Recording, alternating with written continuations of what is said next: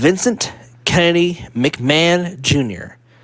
would take over the WWF from his father and become one of the biggest wrestling slash business mongrels of the modern era. How did Vince McMahon take a small territorial company that his father had made and build it into the biggest wrestling empire of all time? I have to give Vince some credit throughout the years, whether it's the Golden Era to the Attitude Era to the Ruthless Aggression Era, and then finally to the PG Era. It takes balls the size of grapefruits for you to change your product, know when to change it, and to give us good content throughout the years. Maybe the last few years it's been a little rough when he was fully in charge of creative. But we have to give Vince a lot of credit. Without him and a lot of his working team and his writing team, we would have some of the moments we have today. For sure, Vince McMahon has a keen eye for is creating WWF, WWE superstars. He would put all of his stock in certain individuals like John Cena, The Rock, Undertaker, Hogan, Roman Reigns. They were all Vince McMahon guys. Vince would put everything onto those individuals, and everybody else would be their support. So the wrestlers that Vince McMahon really got over character-wise and guys that he made larger-than-life wrestlers, The Undertaker, Hulk Hogan, Ultimate Warrior, Randy Savage, you got Attitude Era, John Cena, Batista, Triple H, Shawn Michaels.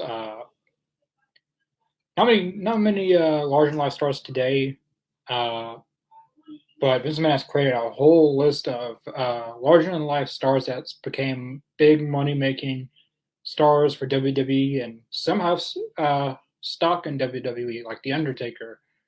And some guys who got themselves over by themselves didn't get that same treatment because it wasn't supposed to be. Someone like Dolph Ziggler, Rusev,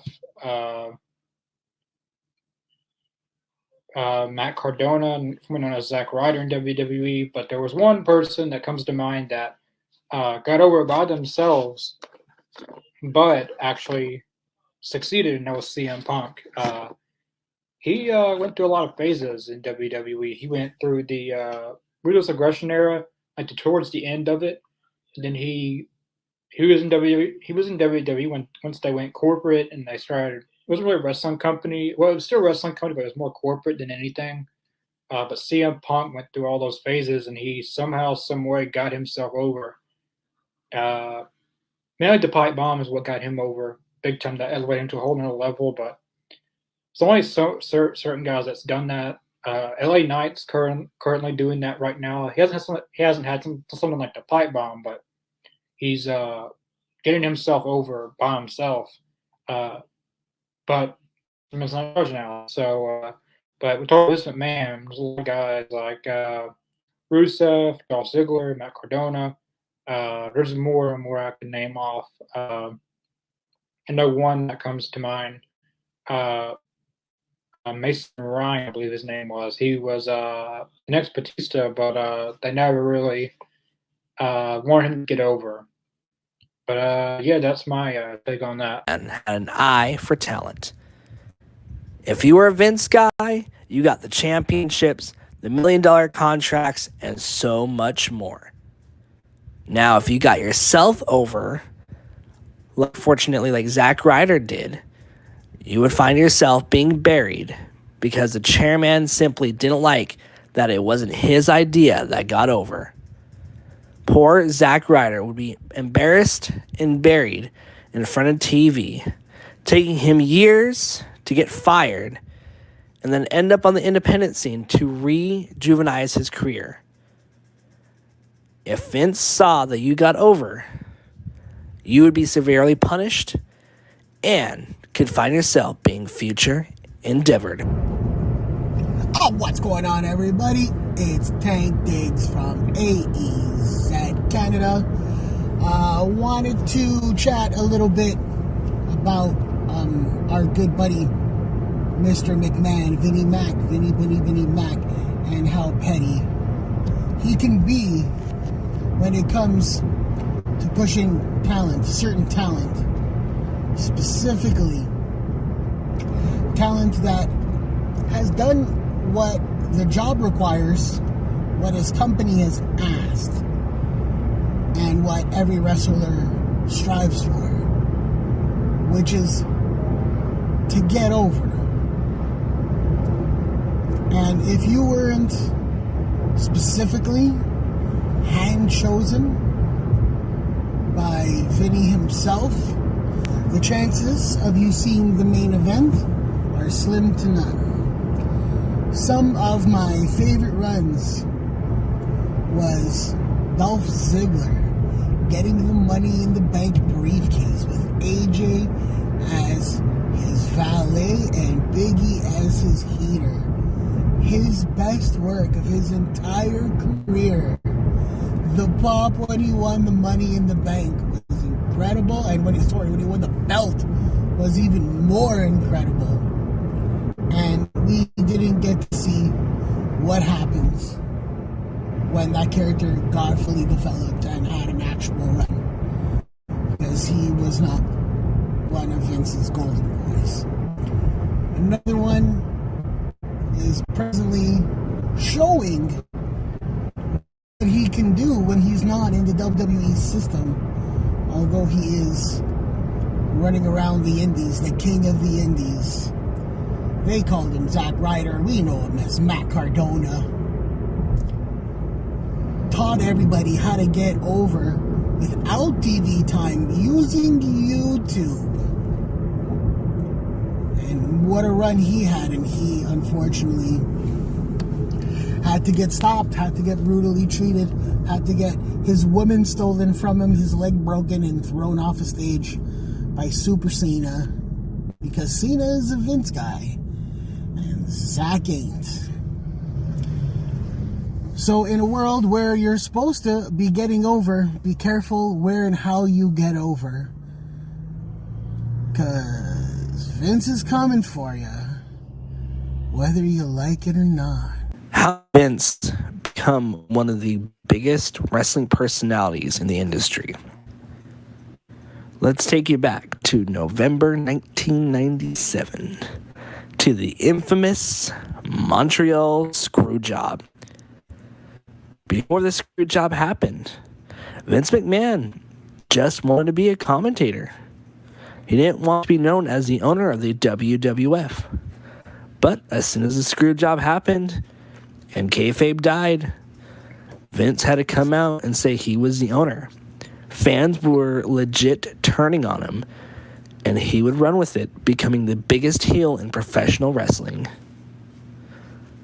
But why was the Montreal Screwjob so significant in shaping of the WWE? Now, you want to talk about the Montreal Screwjob. Now, see, this is interesting because I remember actually, watching this as a kid. I kind of date myself. But yeah, I was pretty much there, not in the building, but I was there. And watching it as a kid, I didn't really understand what was going on at the time. I didn't know the inner workings of the business. And I'm not going to say that I know everything about the business, but I think as I got older and I did more research on the whole thing, it's a very fascinating story. And the bigger story is behind the scenes, really, of the screw job. Now, me personally, if I owned a company and my top guy was going to go to my competition, I'm not going to let him go with the title that I own. I'm not just going to let him walk away. So did Brett get screwed? Yes, he totally got screwed over. I mean, that's just, a given. He completely got screwed over. So what? And that's the thing. I mean, I've never been the biggest Bret Hart fan, but at that time, I was not really a big Bret Hart fan, of course. I was more of a Shawn Michaels fan, really. But you know, it, it's just a clear cut case of in my opinion, at the time, Brett think that he was more important than the title in the company. He thought it was like all about him, and to an extent. And I mean, look at it like this. To me, this is when the Mr. McMahon character, was born. In my opinion, when Bret Hart spit in his face and Vince wiped it off of his face. I think that was like the moment that the Mr. McMahon character was born. And I mean, let's not kid ourselves. Mr. McMahon is probably one of the coolest heel characters ever in wrestling. I mean, because who hasn't been there in their life? Anybody who's ever worked a day in their life, you know, who hasn't been there and they had some jackass for a boss that, you just wanted to tell them to take the job and shove it. Who hasn't one time had a boss that they just wanted to punch in the face one good time? I mean, anybody who's worked a day in their life has been through that. I know I have. So it was relatable. It was totally relatable. And that's that's one of the things that came out of the screw job was, I think, the Mr. McMahon character. One of the cool things that came out of the screw job. And in my opinion, I think that Brett should have just did business. Brett wanted to hold on to the title and then drop it the next night on Raw. That was his idea. But of course, Vince and Jim and Vince Russo and all of them had a different idea. Of course, Triple H famously said, if he doesn't want to do business for him. And and yeah, I mean, Vince, he got punched in the face one good time. And I mean, come on, he had it coming, sure. He screwed over Brett. But at the same time, I mean, it's business. You're not going to let your competition have your title. I mean, think about that. I mean, and that's, and so, a lot of people to this day still, have their opinions on that as far as like, yeah, Brett got screwed over. It wasn't fair. True enough, but come on, man. I mean, this is the business. And that's one thing you have to understand, that it was all about business. It wasn't, I don't think it was ever anything personal towards Bret Hart. It was all about the business, keeping that belt in the company. And I mean, yeah, he got screwed. Get over it. Deal with it, But that's my opinion on that. In 2022, Vince McMahon would be asked to step down from the WWE. Relations with one of Vince's employees would come to light, and coming out of the WWE bank account, Vince would pay off the former employee that he had sexual relations with.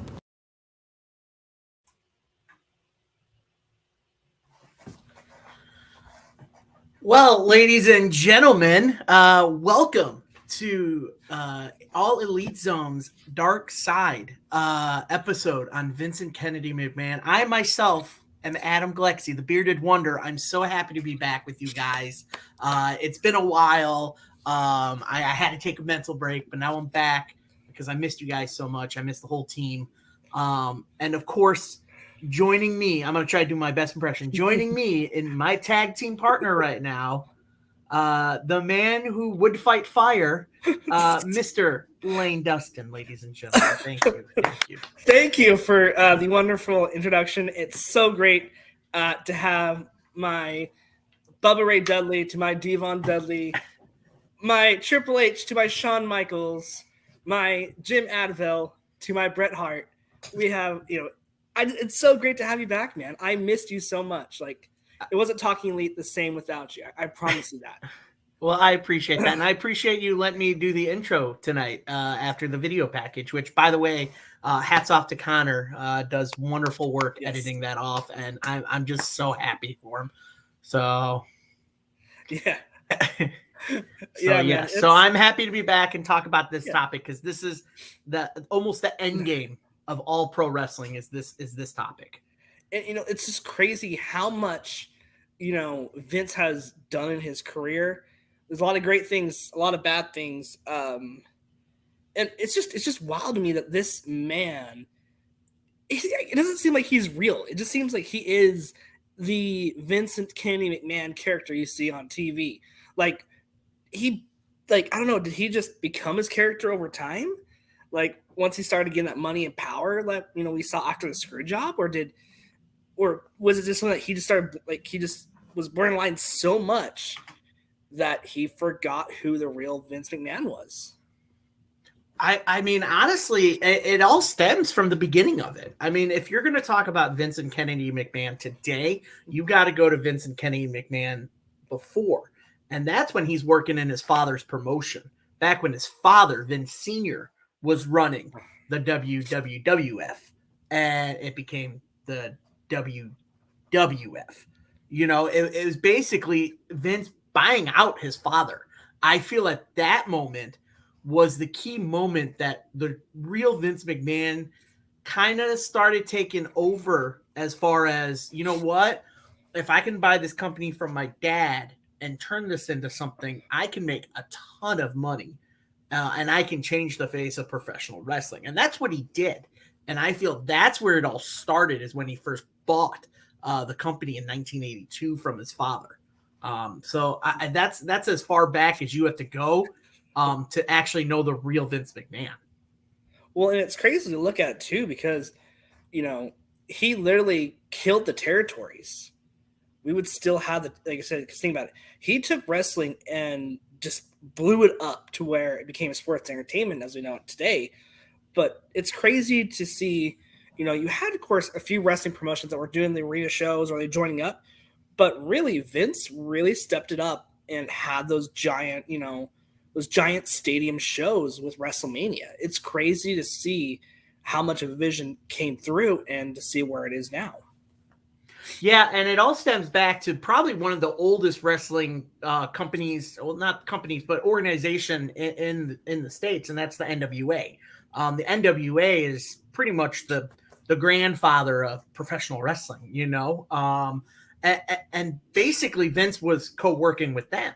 And what had happened was, once Vince bought the company back in 1982, like I said, he had a different vision of what the sport could become. So to try to change that, he kind of took it, he kind of like broke away from NWA tradition and all that stuff, and basically just changed everything about professional wrestling.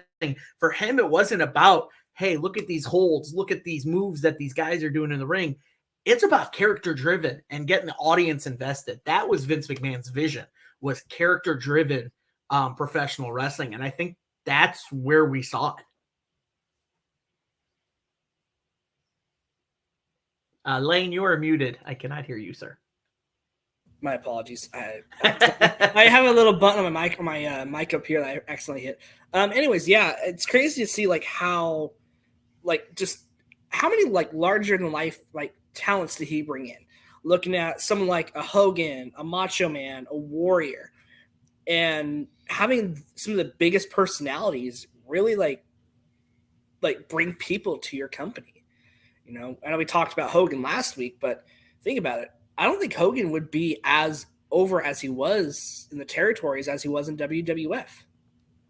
No, I don't think so. And if you look at Terry, we'll call him Terry. It's Terry Bollea. Terry. Terry. If you look at him, when he started out in AWA, he was nothing like the Hogan character that Vince McMahon had brought him in to become. He was this chiseled guy, but he was more of like a bodybuilder type prototype for the AWA. They brought him in as like a Muscle Beach kind of looking guy, where, hey, this guy's strong and big, blonde hair. He's from California, and yeah.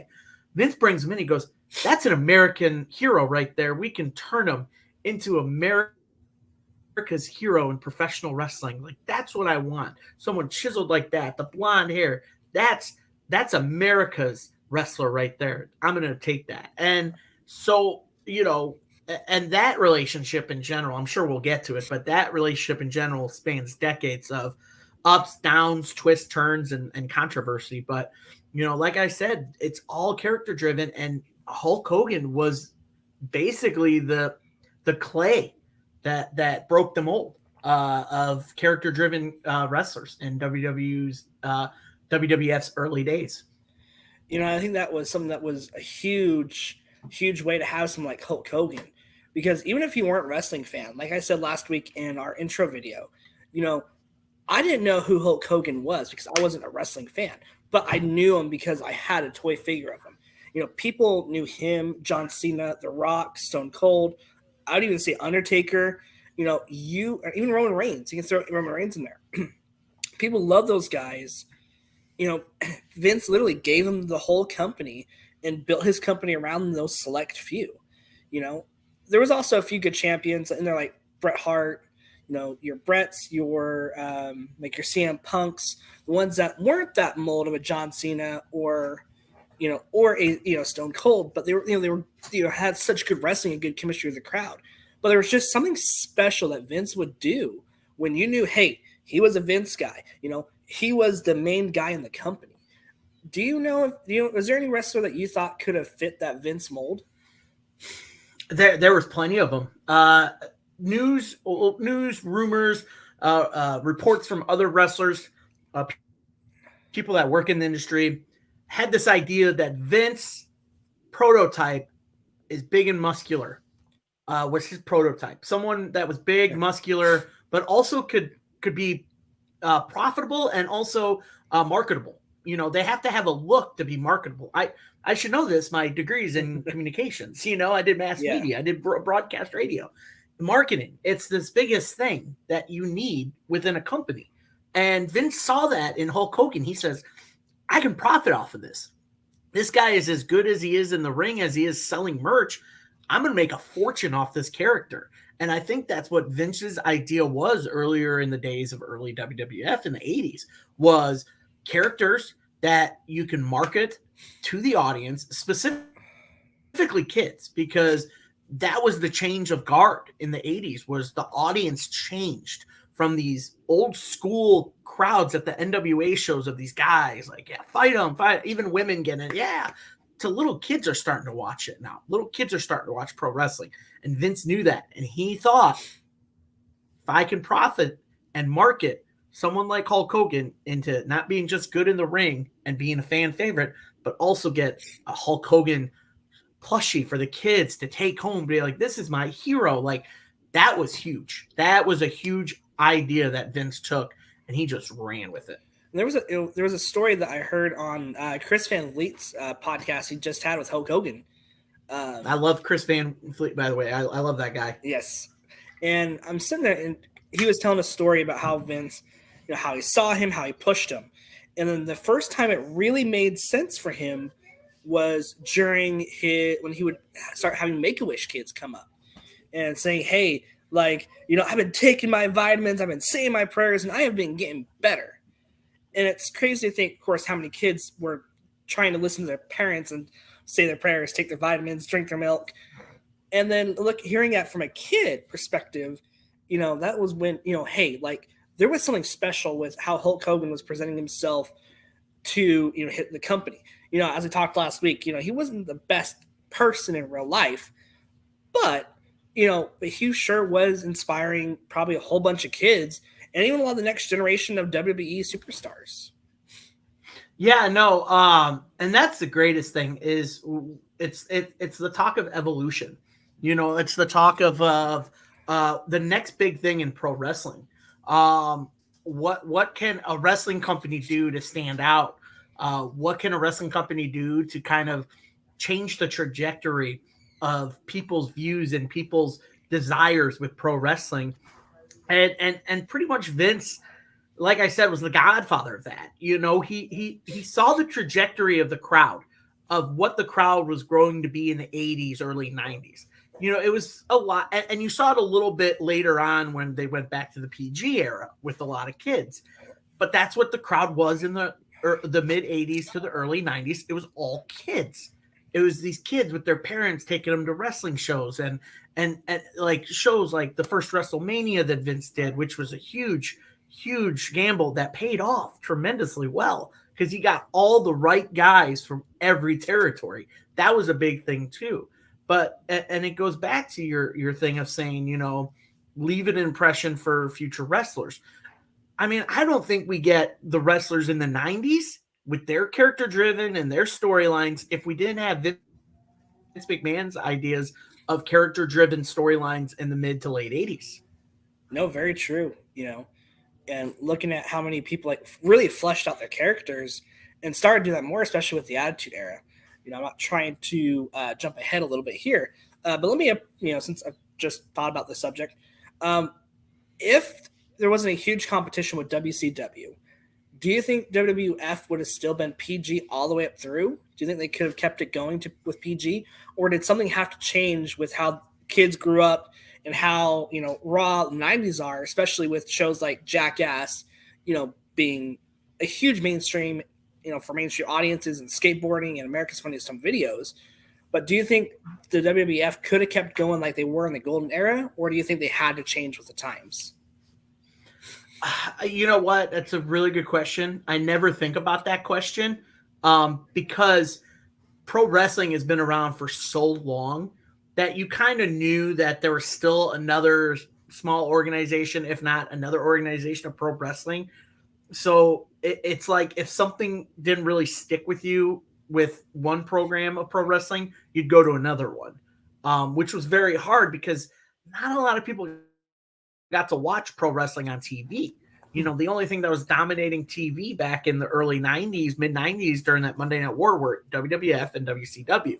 Well, let's think of it this way. WCW also kind of expanded from the NWA and the AW. They also had the expansion from small territories, and they took a shot at it, and for some reason it stuck, and it was just a spark, Now, had they not, and WWF was still going on, I think Vince was such a smart enough business guy and smart enough to know the audience that if the audience started changing, his product needed to change. Again, that's a marketing thing.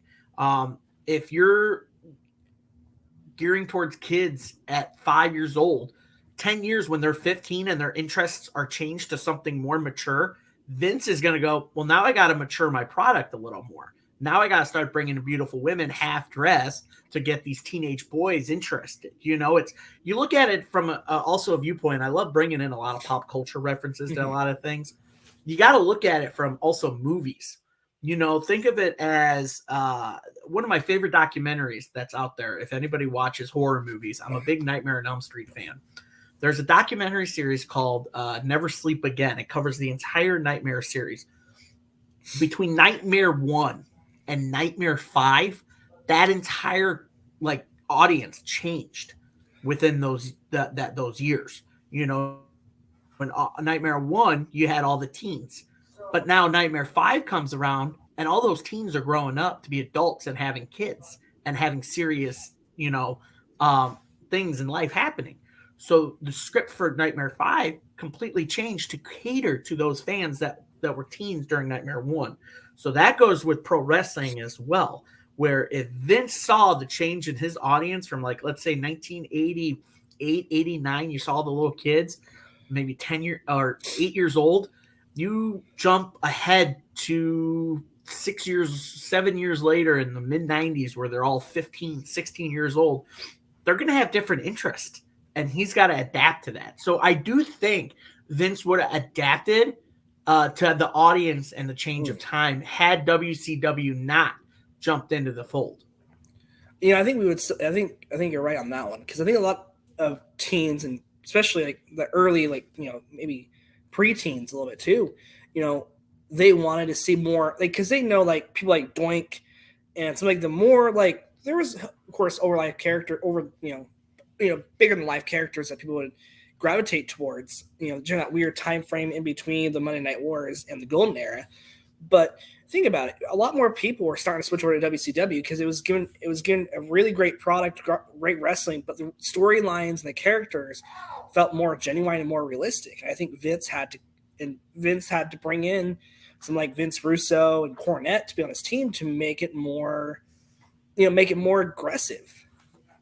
No, and I totally agree. And again, television was changing as well in the 90s. 80s, 80s was all about the family sitcoms, like the early 80s sitcoms. 90s were more serious family shows. You had shows come on that were serious. Shows like Party of Five.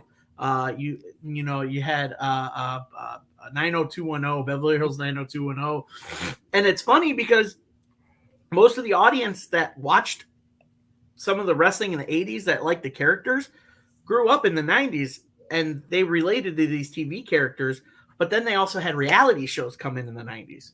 And the reality shows came in the 90s and people just flipped. They're like, this is something new. We've never seen it before.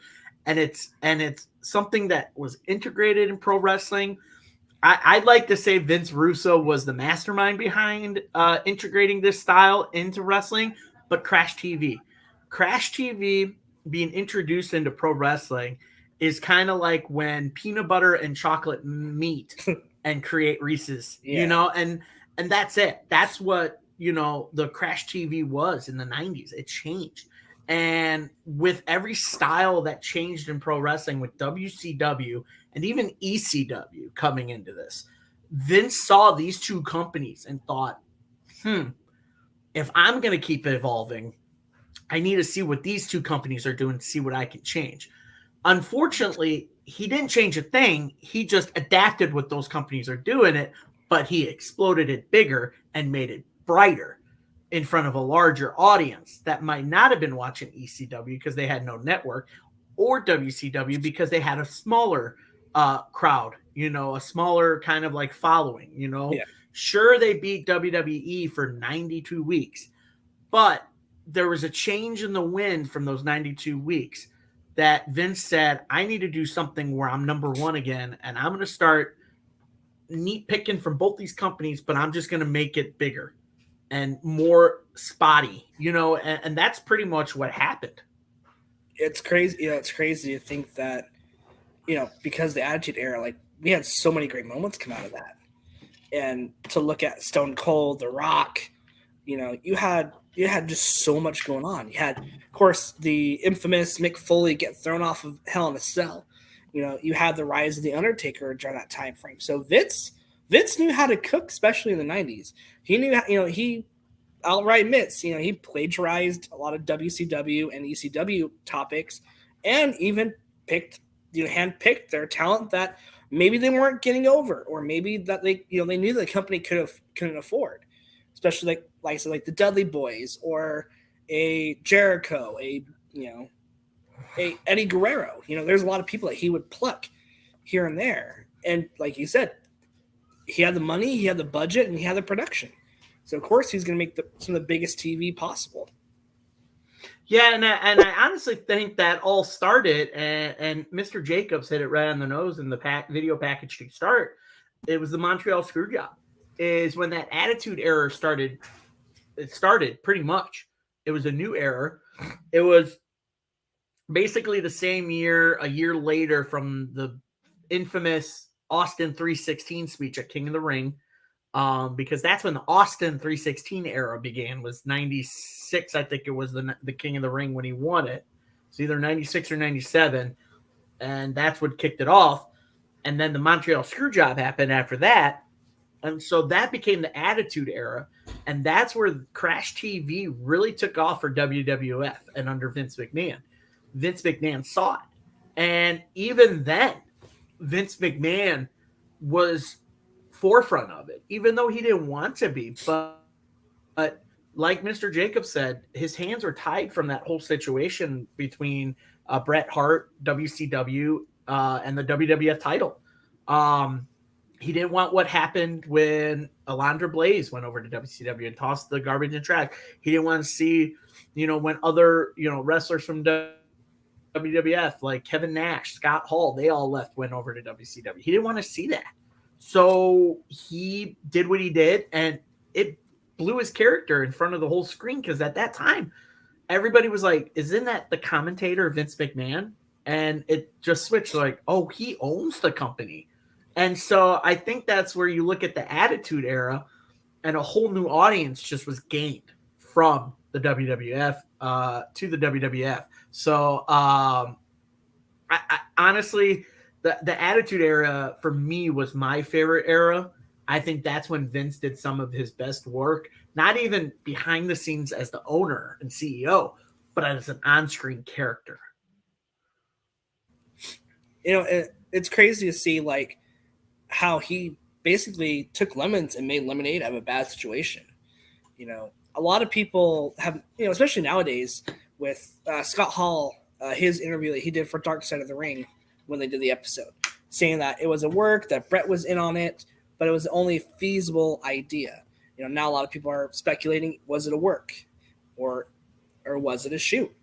Adam, real quick before we kind of shift gears into talking about another really bad part of Vince's career, what is your thoughts on it? Do you think they had to do it on a shoot wise towards Brett, or do you think it could have been a work? I think it was a shoot. I honestly think to this day that it was literally Vince McMahon's ego. Brett, I know a lot of people saying Brett didn't want to do business and he did it the wrong way. I honestly see where Brett was coming from, because as many stories come out of it, you read that Brett didn't want to lose the title in Canada, his hometown. He didn't want to lose it from the hometown. He was okay with losing it the next night. He was fine with that because it was in Canada. I think they were going to be in like New York or something, or the East Coast on a Monday Night Raw. And he was fine doing that. But Vince's way, he's like, no, Sean's going to be our next guy. We got to figure out a way to do it. And honestly, I think with Brett going to WCW, that also pissed Vince off, because he remembers all those guys that jumped ship to WCW, and he felt he doesn't want that, especially someone that's his company's face, his champion. So I still to this day believe behind closed doors, and especially from that episode of Dark Side of the Ring, the way Earl Hebner describes it, him, Sean, and Vince came up with the ending without Brett's knowledge of it. So I honestly think they did it without Brett's knowledge. It's a terrible situation for all involved, honestly. But I'm glad these years later, decades later, that, you know, episode of Raw came on that, you know, Brett and Sean made up, you know, and Earl Hebner, I think made amends with Brett for that. And heck, even Vince, to even cutting him down with his big ego, he actually manned up and probably apologized to Brett, or it could have been like, dude, we can get you back on TV, we can make money. You never know with Vince, with Vince's ego. I think it's just his ego and his like self-conscious just battling constantly. Well, it's crazy because that time, like, that was when he had to literally go from being one of the boys and really into really like he had to put his foot down in a lot of situations. So I can't really blame him for doing what he did to Brett. And like I said, and I get the things with Shawn Michaels and how unprofessional he was. So I get where Brett's coming from. But this is also the wrestling business. And like a lot of wrestlers said, when it's time for you to leave the territory, you need to do the job. You're getting paid to do it no matter what. So you need to do the job.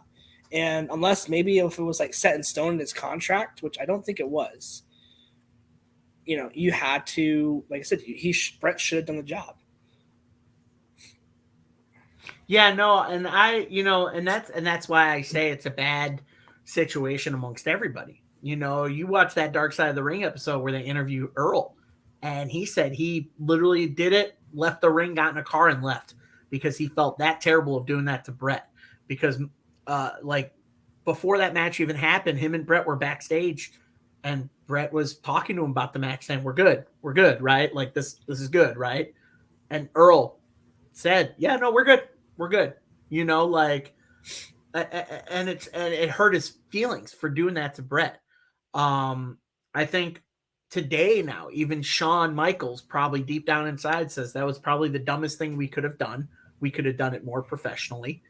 I shouldn't have been involved in it, because a lot of people don't know this, but if people watched the documentary about Shawn Michaels, during the Ruthless Aggression documentary on Peacock, they did one on Shawn, and he said when he was a born again, you know, kind of like religion guy, he looked back at all his past mistakes and he said that one was a big one, was the Montreal screw job, and that he wished he didn't do it. It's wild, man. All right, well, let's go to the comment section before we start talking about the steroid trial, because that was like the number 2 big moment in Vince's career that we kind of frowned upon. Let's see here. Davis, thank you so much for all your love and support. It's good to have Adam back, so it's good to see that. We have Devin. He is joining us, a new subscriber, so we appreciate you. Thank you so much for checking our podcast out. Hope you enjoyed the interview last night. I know I sure did. Adam had a lot of fun last night talking to the Pope himself. Yeah. Elijah Burke, nicest guy in the world. In that video, by the way, if you guys want, he did mention that he does a project down in Florida, in Jacksonville, right in his backyard. It's feeding homeless people. In that video from last night, there are links to it. So if anybody wants to go and donate, they can definitely go and donate to that, because it's a really cool cause. Well, that's awesome. I'll have to check that out for sure. All right. Gordon, if you want to know Mr. Jacob's thoughts, go watch our last week episode, because it was just a complete giant shoot on Hulk Hogan fest. And it was one of the funnest ones we've done for sure, at least with all the jokes. Let's see. Going back to kind of our topic, or going back to kind of Vince's stuff, Mike says a lot of stuff probably wouldn't have happened without Vince.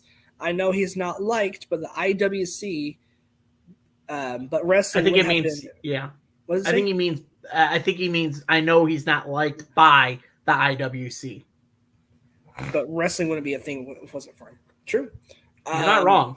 Yeah. Cody, I can't read your comment on air. I do apologize, but but we all had frustrations with Vince over the years. Mike has an interesting take. Mike says he liked the ruthless aggression a little bit better.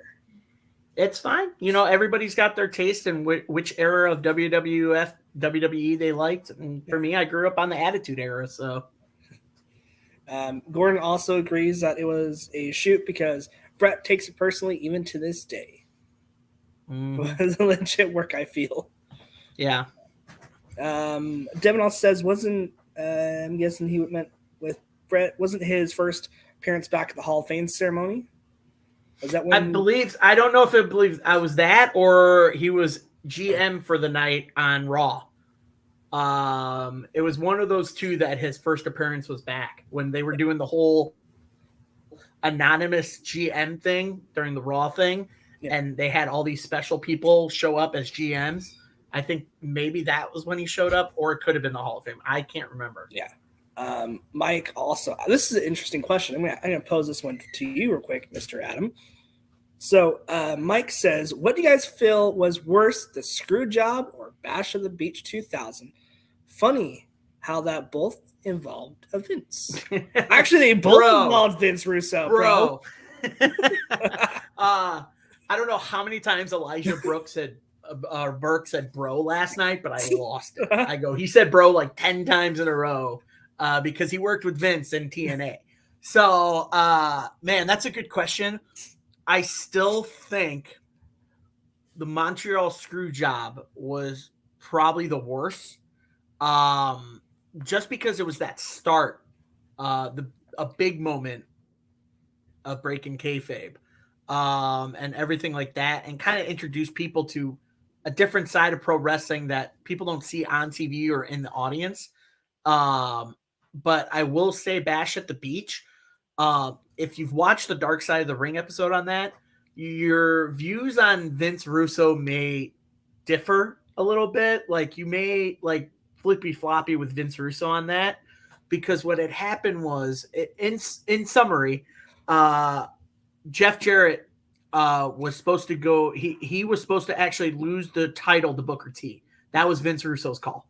Vince Russo wanted to give Booker T the title as a fresh new champion in TNA, or it's a TNA in WCW. Sorry about that. It's funny how they all ended up in TNA as well, right?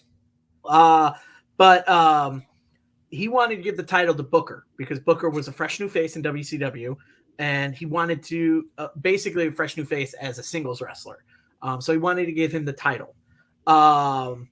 But what happened was behind closed doors, Hogan and God, I keep forgetting his name, Eric Bischoff, concocted a plan to actually take the belt from Jeff Jarrett to make Hogan champion, because that was Hogan's plan, because Hogan was given a little creative control. And in his contract, it said he had a little creative control. So he used that as leverage to try to be a world champion again. Russo didn't like that. He wanted Booker T. So the plan was a quick match between Jeff Jarrett and Hogan, with Jarrett going over. And later that night, Jarrett putting Booker T over for the title. It changed because Bischoff and Hogan didn't want Hogan to not win the title. They wanted him to win the title. And that's what happened at Bash at the Beach when, Jarrett, came out and just laid on the mat, and, Hogan just shot on Vince Russo. It could have been done there. But according to the documentary, Russo's like, I had to go out and talk. Was it a smart idea? Probably not. But Vince Russo did a shoot on live pay-per-view on Hogan, saying you won't see that piece of S in this place ever again. And that night they followed through with what they did was Booker T actually beat Jeff Jarrett and won the title. So it still ended up that way, but I feel like that was probably the biggest spit on the face of fans. Like, so at least with at least with the screw job, at least they were able to make money in that into a storyline. Because really, Bash the Beach 2000 was really one of the biggest nails in the coffin for WCW. All that, and now that I give him his flowers, but back then, David Arquette is champion. That was a big FU to pro wrestling fans everywhere, as well as WCW fans. True. But David Arquette, he loves the sport. He loves pro wrestling. If anybody hasn't seen it yet, you have to check out the documentary You Can't Kill David Arquette, because he actually trains to be a pro wrestler, and he looks freaking awesome doing it. So I would definitely recommend that documentary. I have given him a lot of respect because I know we talked about it in the WCW podcast.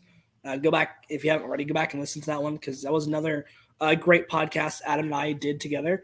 But I did give him his flowers, and I feel like he's made amends with wrestling fans. And I would, to be honest with you, Connor may not like this opinion, but or some of the AEW people, but I think David Arquette should do a match in AEW. I don't know if I think he said he's done with wrestling, because if nobody knows this, but his first pro wrestling match was actually against RJ City. Nice. I believe it was against RJ City, or RJ City trained him. I think so. But RJ City was involved in his first pro wrestling match, and it was awesome. But I don't know if he should. I'm very iffy nowadays on celebrities doing pro wrestling. Just because I've seen it so many times, I want something different. The one exception, I guess, you can kind of question of someone famous going into pro wrestling and kind of adapting to it is Logan Paul. I don't say that much, but the man looks like he loves the sport, and he's actually trying to work to do it more often and take it serious. And so I got to give him his flowers, because he's actually enjoying it, and it's something he likes doing. But that's neither here nor there. Well, I was going to say, but Mike beat me to it, but Bad Bunny and Logan Paul as well. They both, I give them a lot of respect. I may not like Logan Paul as a person, but him and Bad Bunny both took the time to train, and even had people like Bret Hart and Shawn Michaels teach them the right way. Yeah, and again, I was about to say that too. Bad Bunny, I got to give props to as well. I did watch the street fight he had with Damian Priest. Very impressed with it. I did not expect him to take the spots that he took, especially the what was it? The Falcon Arrow off the little thing onto a table. I did not expect him to do that spot. and he sold it well. Sold it very well. All right. Mr. Unknown, thank you so much for commenting. The merger of AOL and Time Warner was the biggest factor in killing WCW. At the end of the day, I feel like that and kicking Ted Turner out, I feel like that was a huge part of it. Yeah, no, I think with that, that's also talked about on the Dark Side of the Ring episode of the Bash at the Beach, where Bischoff was actually about to buy WCW with his money, and he thought it was going to be a done deal. And I can't remember who called him. It was one of the executives said, it's done. And Eric thought, oh, the deal's done. I got it. He goes, no, dude, WCW's done. We just got bought out. Vince McMahon just bought the company. And that's another one where Vince McMahon bought the freaking company. Like Vince, I mean, that episode of Raw, I remember distinctly opening with Vince. Like I remember sitting there as a young kid watching that episode and looking at Vince, and he's going, hey, I bought my competition. I was like, what? I was because I would jump back and forth between WCW and WWF back in the day. I loved the Monday Night Wars. I grew up with that. I loved it. I thought it was something new as fans of pro wrestling. And because WCW was different because they knew WWF used to pre-record a lot of shows. So a lot of the scripts would be leaked to someone in WCW. I mean, I think the night that it changed is when Mick Foley won the WWF title. And to start off the show, Tony Schiavone goes, hey, I wouldn't flip over to Raw. They just gave the title to some guy named Mankind.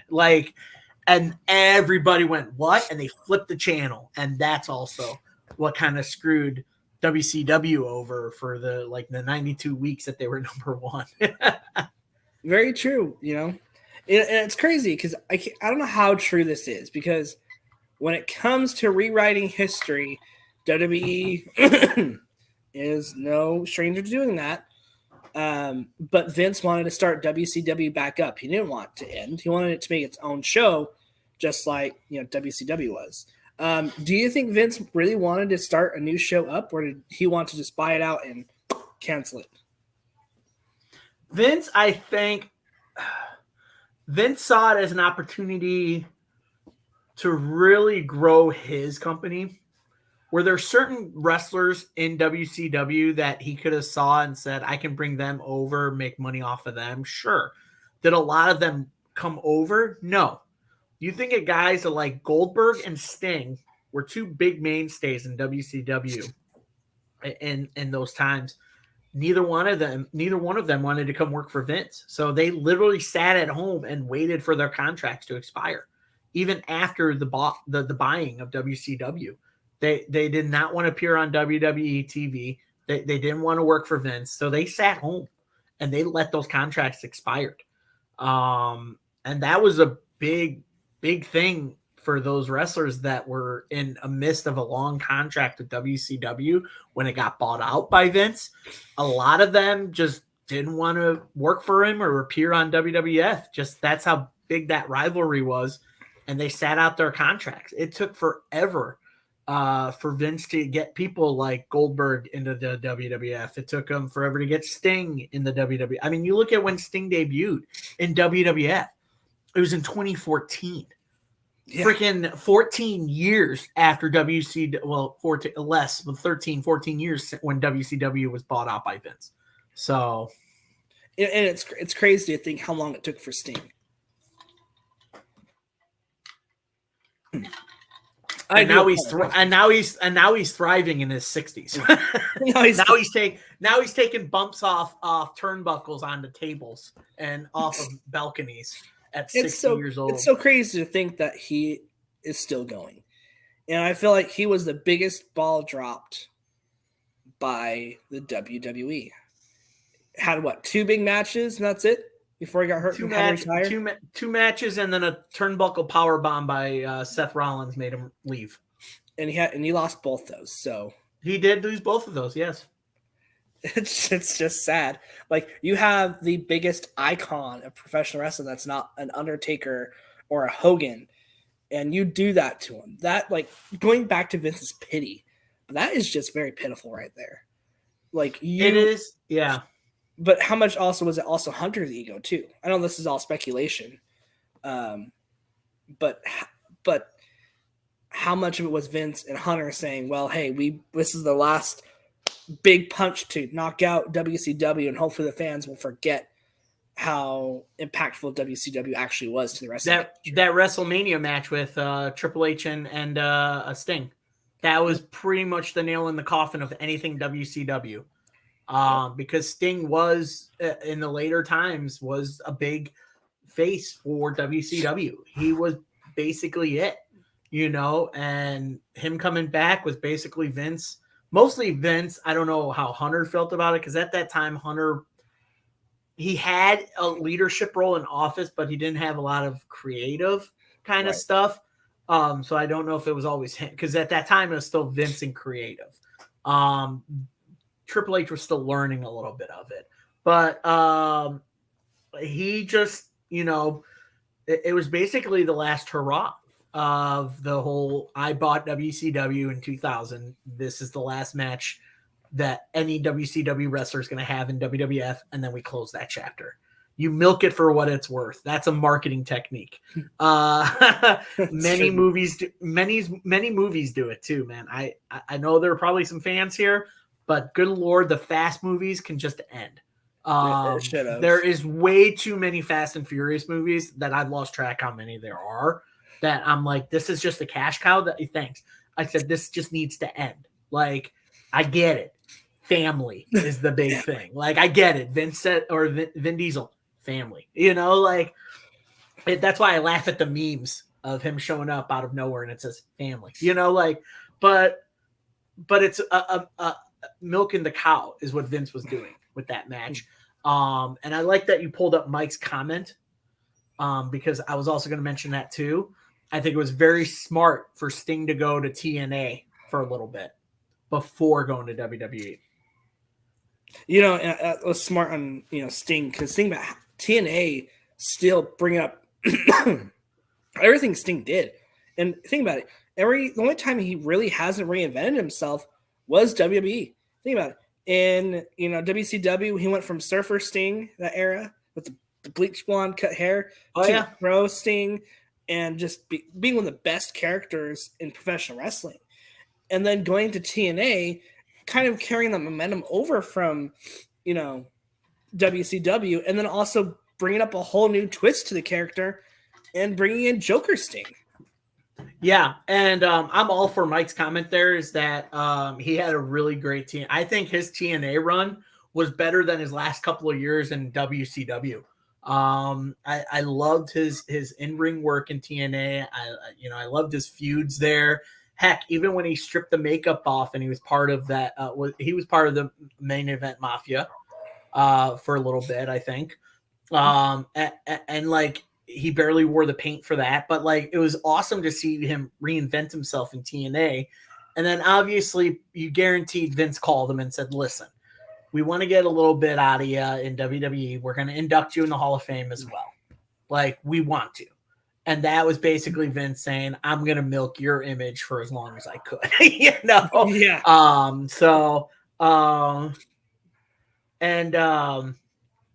I honestly, I think Sting now is just doing great work. And not only pretty much the end of his career right now, but also in mentoring young wrestlers, mentoring people like Darby Allin. You got to think he's also working with AR Fox, he's mentoring him. I guarantee you he's being a mentor backstage to Nick Wayne, all these young guys. People are walking backstage seeing Sting, like all these wrestlers young wrestlers that are in their early to mid 20s going, that guy's a legend and I want to learn from him.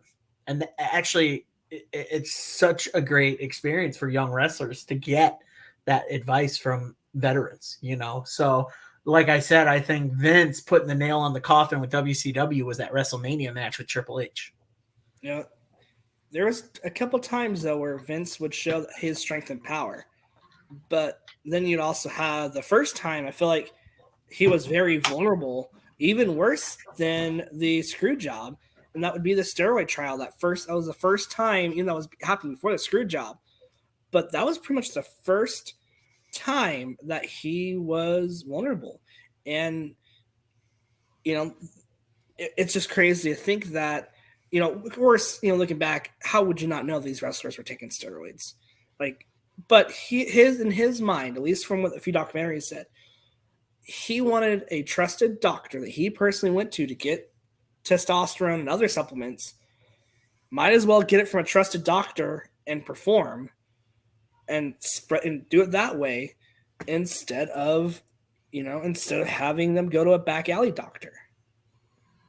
Yeah, no, it's just one of those things that it happens in every kind of sport, and they try to sweep it under the rug.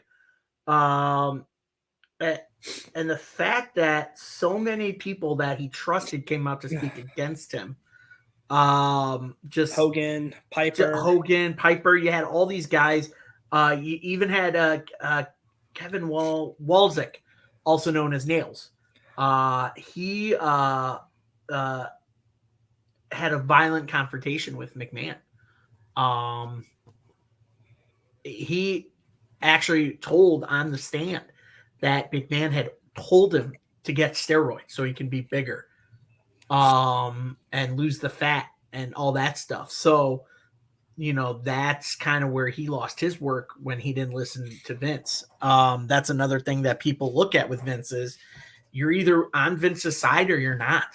And if you're not on Vince's side, good luck finding new work because you're done here. Because if you're not following my rules here, you ain't working for my company. It's the same thing in life. It's the same thing with everything work. You don't follow the rules here at this job, we gotta let you go because you're not following the rules. But in this case, it's rules that are dangerous to the performers. It is again, I go back to what I said earlier. It is Vince McMahon's ego, and it is his conscience battling it out with the ego always winning. And it's sad because you look at someone like he gets a lot of golf and a lot of crap, but someone like Tony Khan gets a lot of crap, but he understands some of the safety and some of the concerns he has with his wrestlers. I do think he does need to put his foot down a little more with a lot of stuff backstage, because a lot of stuff does get out of hand. I will agree to that. Yeah. But at the same time, he's also a decent human being. He's donating to charity. He just did the Fight of the Fallen recently, donated the money there for the fires in Hawaii.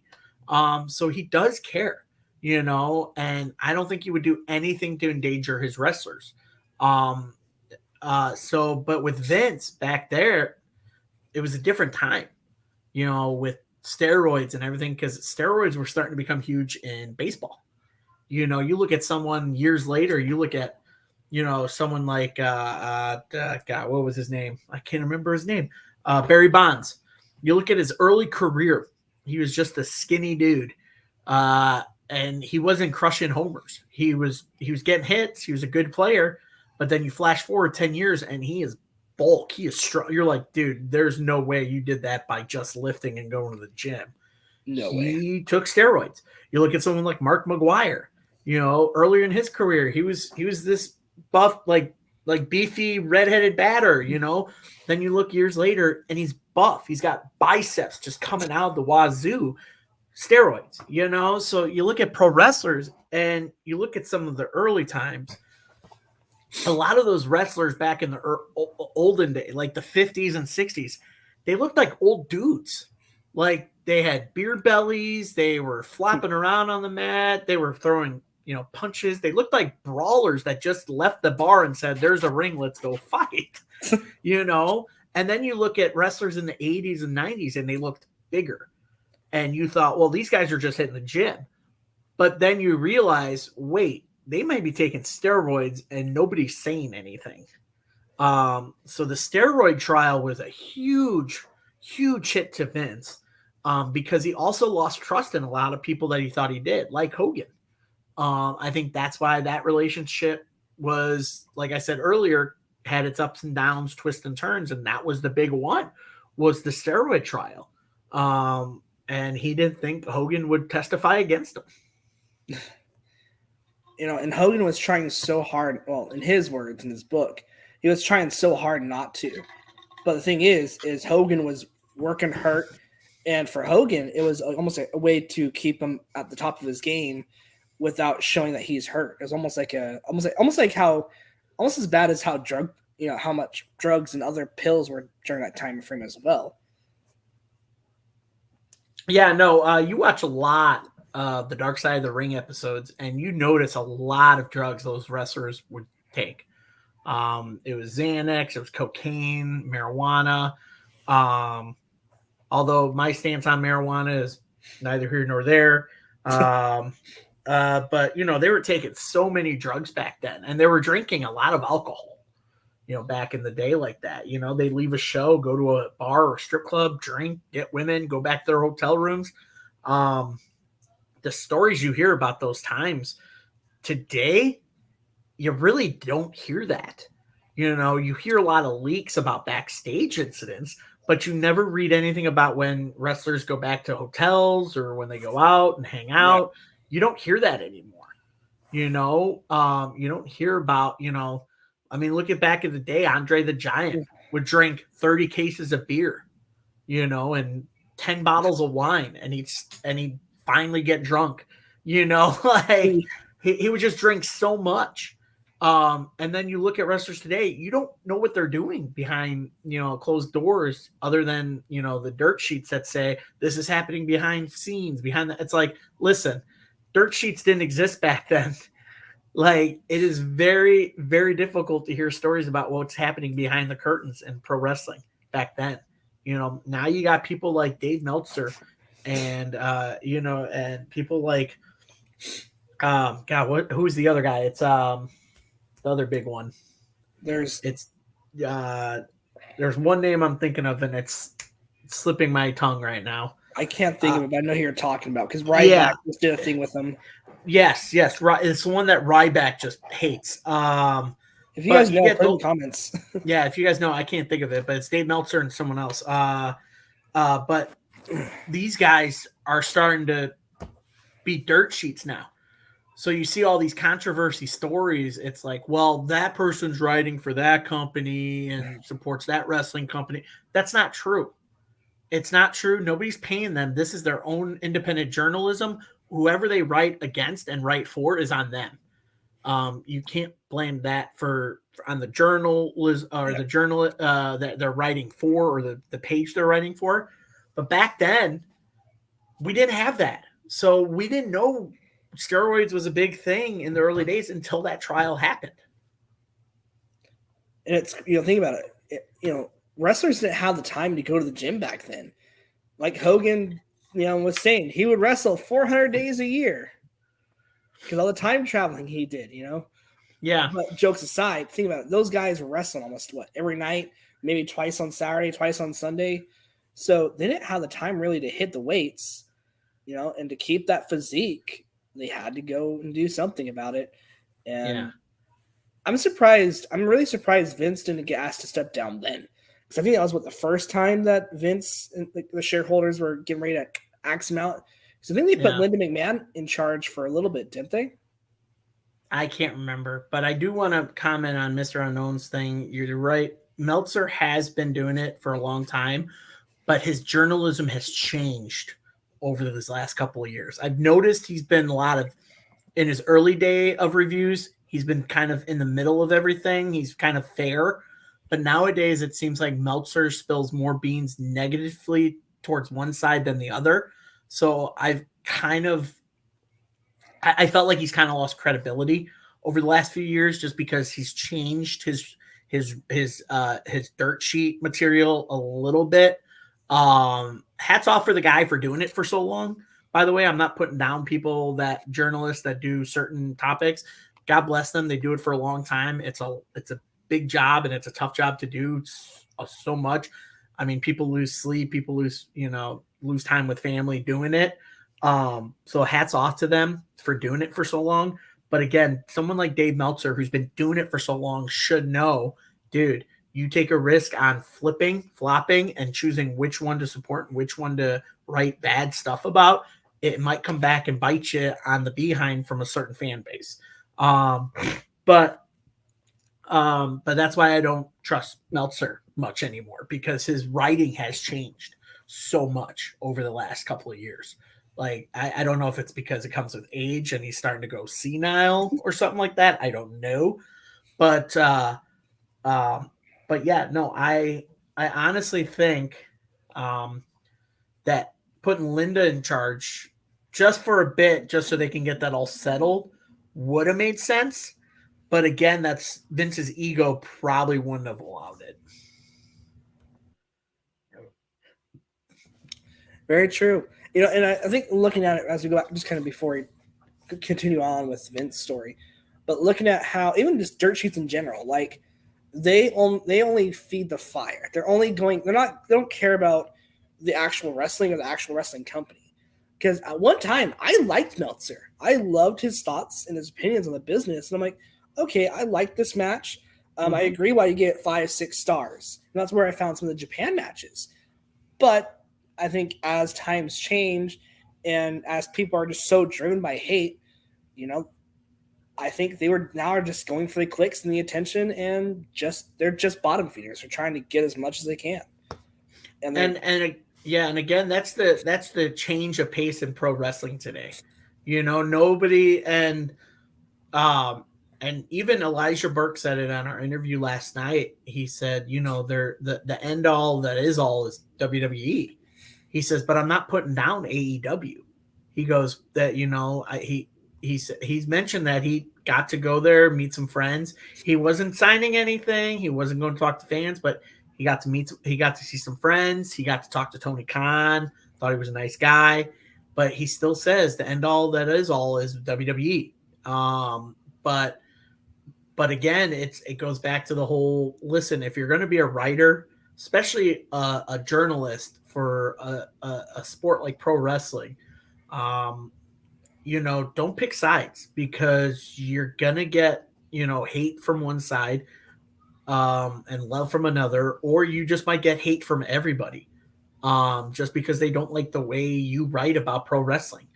And Mr. Unknown, I'm going to have to look up Bill Apter as a journalist later on, either after this show or this weekend, because if he does journalism right for pro wrestling, that's the kind of journalist I want covering pro wrestling. No, it's like I said, it's a sad thing.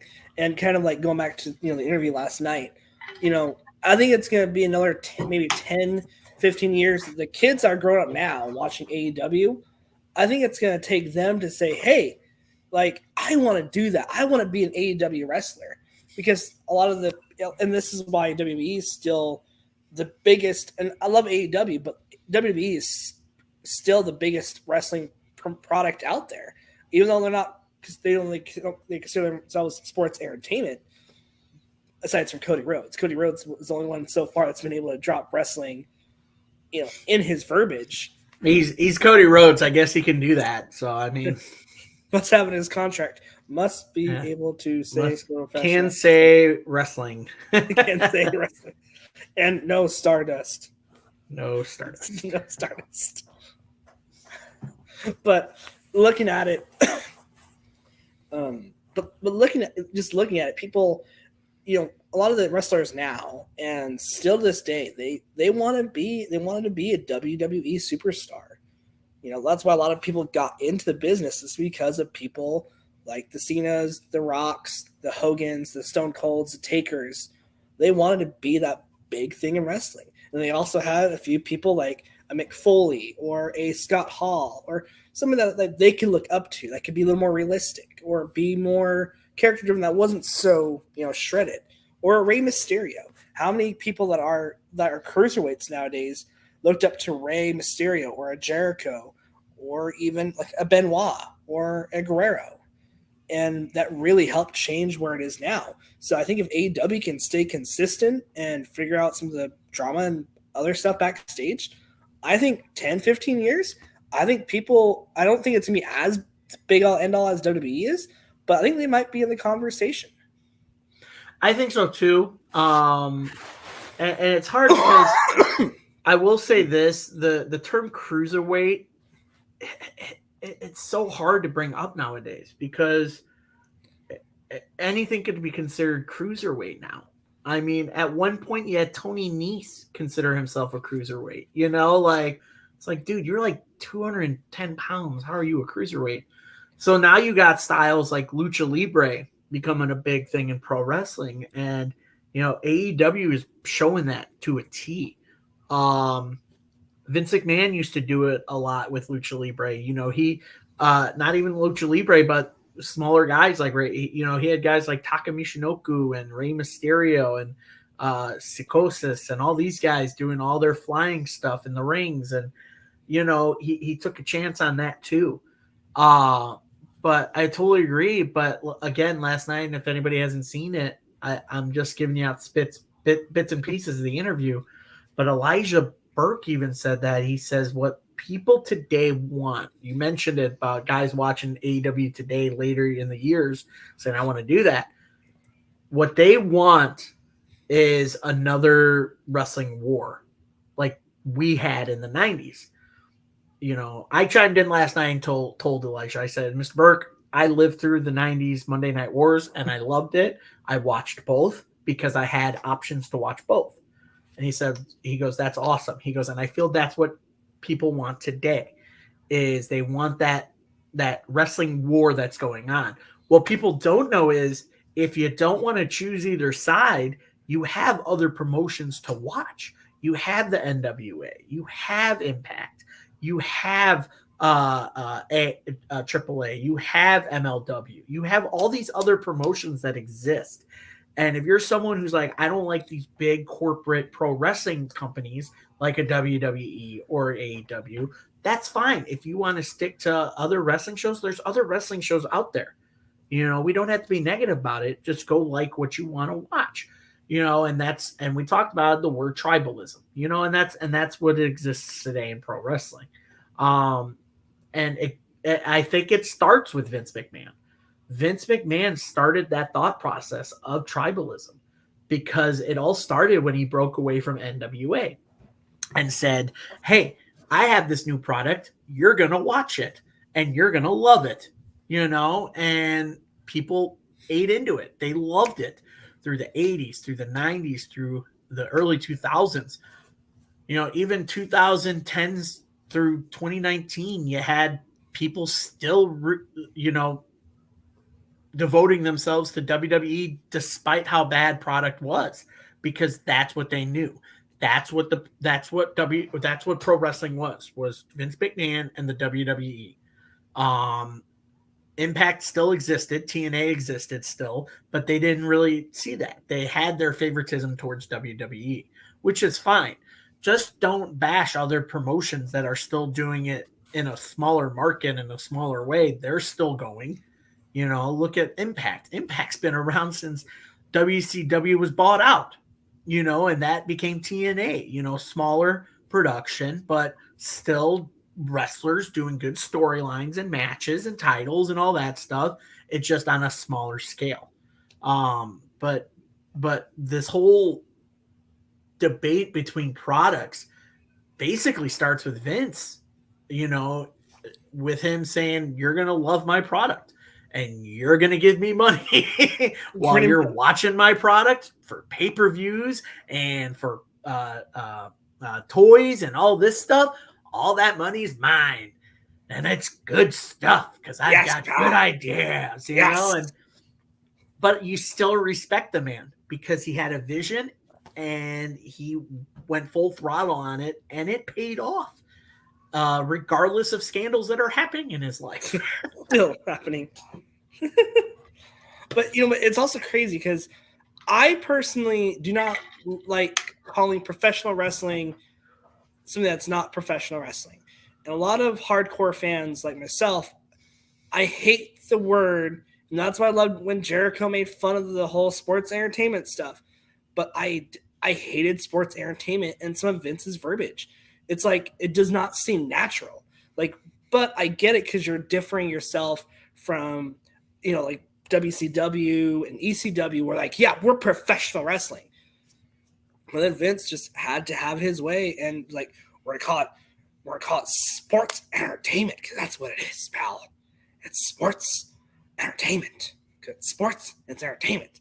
And then going from there, and then just weird things like the championship, you can't call it a belt. You can't call it a title. You call it a title.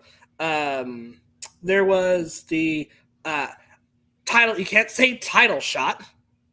You have to say title opportunity. You couldn't say. There was times when I think there was a time when they were like, at one point they were like, you can't say, I hate that guy. He said, I have huge dislike for you. I don't like you. I don't like you. And it's just like, it doesn't seem natural. Like, you're not using proper English. You're just, you're using stuff like you would maybe see in a novel or a very drawn out anime, that makes sense. But it's just crazy to me. Like, and I know it's not really necessarily a dark side thing for him, but man, how many fans get pissed off? Just call it wrestling. You guys are still in a ring doing moves and matches. Just call it wrestling. You can say it's sports entertainment. That's fine, but it's wrestling. And one thing I do agree with, though, is calling the fan base the universe. I actually agree with that one verbiage. I like having the fan perspective and being part of the show and being part of the community, the company. Like, yes, we're the WWE universe. We're with everybody. We feel something. I agree with that. And I like that. But some of his like terminologies that he's changed and verbiages, and especially if you go back and listen to like Jim Cornette or Jim Ross talk on it, and how many times those guys got in trouble because they were so used to talking about wrestling. And then when Vince changed over to the sports entertainment verbiage, it kind of made their lives miserable. And if he did, you got real heat from Vince.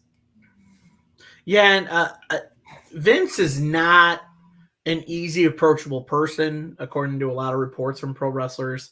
I mean, again, I'm nitpicking from the interview last night, but Elijah Burke said you do not touch Vince unless you are given permission. You see what happens when you touch Vince. You get in trouble. Someone like Titus O'Neil, who pulled him during that one episode of Raw, got in trouble. I think he was suspended for a little bit, but they didn't fire him because he's an ambassador for the company, and they kept him. So they just suspended him for it. But there is punishment if you touch Vince without his permission. So Vince is really not an easy, approachable person. But I feel like if you were to open up a little more, I feel like if he had the wherewithal to open up a little bit to some ideas, you might have seen a different product. And it might sports entertainment might not even been a thing. He might have stuck with pro wrestling, but again, that was Vince's call to break away from traditional traditions like an NWA and an AWA and Smoky Mountain. Break away from those old traditionalists who called it pro wrestling. They called it, AWA pro wrestling. They called it the NWA pro wrestling. They always added pro wrestling. Vince's idea was, this is going to be a global phenomenon. This is going to be called World Wrestling Entertainment. And I want to touch upon it because we kind of haven't got on it yet. But the biggest change of that was the plane ride from hell. Yes. I think was another big turning point in Vince's viewpoint of, we need something fresh. We don't want, not only are we getting sued by the World Wildlife Federation, but that also put a stain on our name as well. But we're also entertaining people. So let's go with World Wrestling Entertainment. So they were no longer a federation or an association like an AWA or an NWA, because every one of those, the pro wrestling companies had something, association or federation. That back in the day, that's what you were. You were either federation or association. NWA is still like that. They're still, National Wrestling Association. You look at Impact. Impact kind of has broken away from the whole TNA kind of thing because that was total nonstop action, but it was also more so you could have saw it as association, because a lot of the old promotions had that. But Vince grew a global phenomenon and called it entertainment, because he thought more stories than more wrestling would get his product to the next level. Unfortunately, many fans like me, like you, like Connor, like a lot of the people that do this podcast, we were turning to other promotions in the late 2010s because the product in WWE just wasn't doing it for us anymore, because it was more of a entertainment storyline kind of stuff and not more wrestling. We wanted more wrestling with our storylines, not storylines with little wrestling. That's why we switched over to promotions like an Impact, like an MLW, like a AAA. Heck, I watched Lucha Underground for a long time when I switched off WWE for a while, because there were stories to Lucha, but there was great freaking matches in Lucha Underground. And you had a lot of known wrestlers in Lucha Underground. Swerve Strickland was in there as Killshot. You had Rey Mysterio show up in an episode. You had Brian Cage in Lucha Underground. You had Johnny Nitro, now Johnny TV, in Lucha Underground. Yeah. You had Chavo Guerrero in there. You had so many, even independent wrestlers were on there. A lot of people don't know this. It's pretty much independent wrestlers or in Lucha that not a lot of people follow but know of. So someone like Jeff Cobb, if people don't watch Jeff Cobb matches, you are missing out. The man is athletic and he's a great pro wrestler. He was in Lucha Underground. And I enjoyed it. It was something different from WWE, and there were stories to it, but there was wrestling on it. Yeah. And that's what I wanted. I didn't want this whole, there's a story that we're going to carry for a long time. It's like, dude, we get it. Like right now, some people say the Bloodline storyline is the best thing in pro wrestling today. I'm 50-50 on it. It is a great storyline. It has its twists and turns. It does have a good story behind it. But at the same time, this conversation is rough because a lot of people are going to argue with me about it, but you had Roman Reigns have the title for almost 2.5, 3 years, and he's only defended it less than 70, maybe 60 times within those 3 years. When back in the day, you had guys like Bruno Sammartino, you had, even Hulk Hogan, you had all these guys who were champions defended it a lot, but again, that's times are changing. And that's a Vince thing. Vince is, times are changing. We're doing something different. He doesn't have to defend it all the time. That's just how Vince McMahon operates. He's got to evolve something. But that's just my take on it. So you're muted again.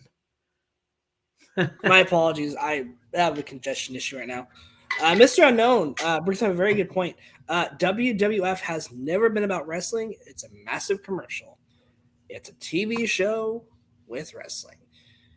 I pulled an analogy. It's like, I stole this from Bully Ray, so I'm giving him credit. The WWE is like going to the circus. Okay.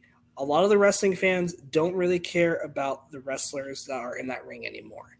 They may care about the Reigns, the LA Knights, the Becky Lynch, the Rhea Ripleys, but they don't care about that. They only care about the name. They're going to get entertained. A family can go to the show. Their kids can get an action figure, a t-shirt, a souvenir, popcorn. And at the end of the night, they can leave happy.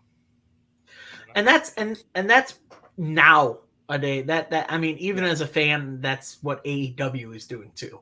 AEW is catering to everybody. Not just families. You look at WWE's PG era. That was pretty much directed towards families with kids that want to watch pro wrestling again. That's Vince going back to his old '80s, early '90s phase of, hey, these are kids, we can cater to them. They can buy the action figures, the replica belts, and they'll be happy. Mom and dad are going to spend their money for us, But AEW is starting to do that, That's why, for me, if it is true, if AEW does sign a contract to start streaming pay-per-views, it's going to be a lot cheaper and a lot easier for people to do, because there's rumor going around they may start streaming pay-per-views on Max, which would be great because I have Max. Right. I'm like, great, I can watch pay-per-views and not pay $50 for it, even though you should, because you're helping the product. And that's, I did it a lot growing up as a kid. I would go to my mom, can you order this WWF pay-per-view for me, please? Because I want to watch it. I can't tell you between 1996 and 2005 how many WWF pay-per-views I ordered and money that most of the time. I also, between 2003 and 2005, when I started doing summer jobs, I saved money and paid the pay-per-views too. I would give my mom the money and she would order the pay-per-view for me because I gave her the money. Yeah. I was like, Mom, here's $50. Can you order that pay-per-view? But I ordered so many pay-per-views, and heck, at one point, when I was in Florida, I went to one of the local theaters when they did Full Gear, and I it was Revolution first. Bought my ticket, and it was $25 to go see it in the theater. And then I went and saw Full Gear in the theater. That was $25, So it's like,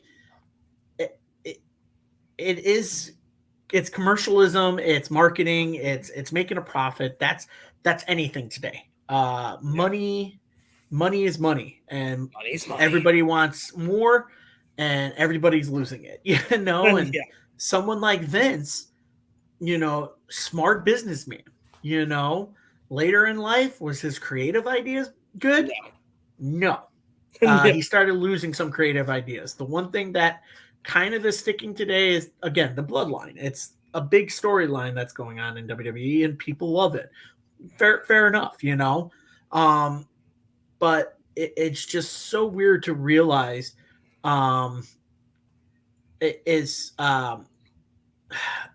just Vince's ego just will not let him let go of his baby, even with the allegations against him, from former employees, with sexual misconducts.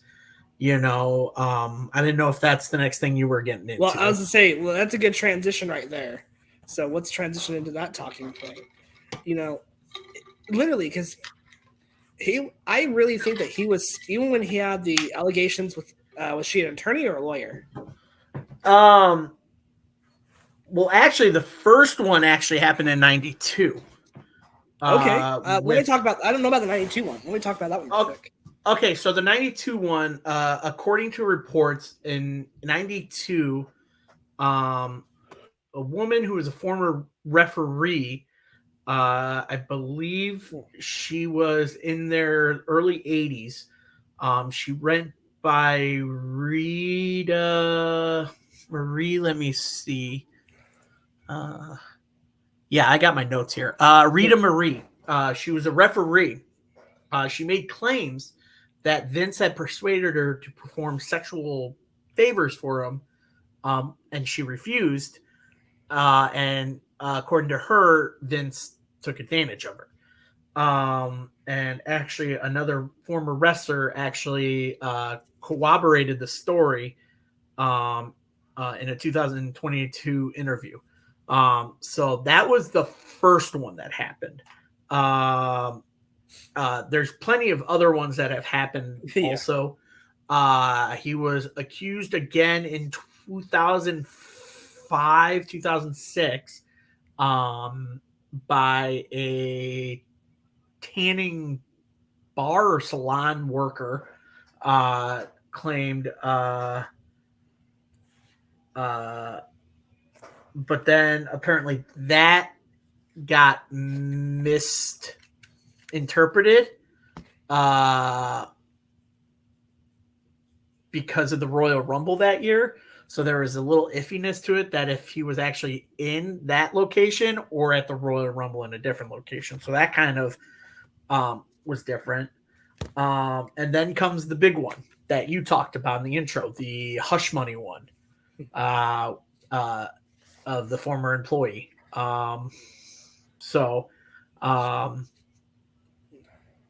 Yeah, and that one kind of shook me a little bit because I knew Vince was a perv.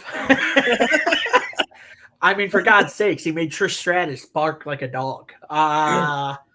You know, I under Vince, I don't think a lot of women's wrestling got respect. Even though it should have. I think the two that actually took it in their own hands back in the day were Lita and Trish Stratus, kind of became the forefront of, hey, those women can actually put on a decent match, you know? And because I watched a lot of those Trish Stratus Lita matches, and even I was like, okay. But before that, I mean, you had people like a Mae Young and a God, what was her name? Fabulous Moolah. You know, you had Moolah, you had Mae Young, you had all these women in the early days, you know, trying to show that they can do it too, but they weren't really put on the forefront a lot. They were given their time. And Mr. Unknown brought up another one, Wendy Richter, another one, fantastic. But they weren't given the you know, the forefront of it or the time or respect of it, working under Vince. In fact, you know, a lot of women's wrestling organizations kind of stem from women wanting more wrestling time. You know, you had shows, even though it was a scripted show, you still had Glow, you know, back in the 80s, you know, gorgeous ladies of wrestling. But none of those women were pro wrestlers. They had to get trained by actually Mando Guerrero, the famed Guerrero family. He trained all those women that weren't wrestlers. They were all actresses. And he had to train them to get ready for a women's wrestling show. But that show kind of brought light to, oh, hey, it's the 80s. Women are wrestling now. Let's keep pushing that. And so women's wrestling kind of evolved, you know, from that. You know, it started with, you know, the Moolahs and the Mae Youngs and the Wendy Richters. Under Vince, though, like, you saw more of females in manager roles, kind of like valet roles, and not a lot of women's wrestling matches. And when you did, it was very like risque matches, like bra and panty matches, and you know, nightgown matches, and you know, the girls were gorgeous, and you know, but you saw people come in like Alita and a Trish Stratus are like, dude, we got trained to be wrestlers. Like, we don't mind doing the job of being a valet and being a pretty face, but we also want to get in there and scrap a little bit, you know? So it was a big deal when the one Raw that Lita and Trish actually main evented, you know, in the late 90s, you know, and it was a huge deal. And I remember watching that going, wow, okay, cool. So women's wrestling is pretty awesome, you know? And so it's kind of it is kind of crazy to think that all these allegations coming to Vince are not shocking to some, but shocking to most. So, and the hush money was a big thing that a lot of people thought that was it. They were like, as soon as that hush money allegation came over between him and John Laurinaitis, and he stepped down, I thought that was it.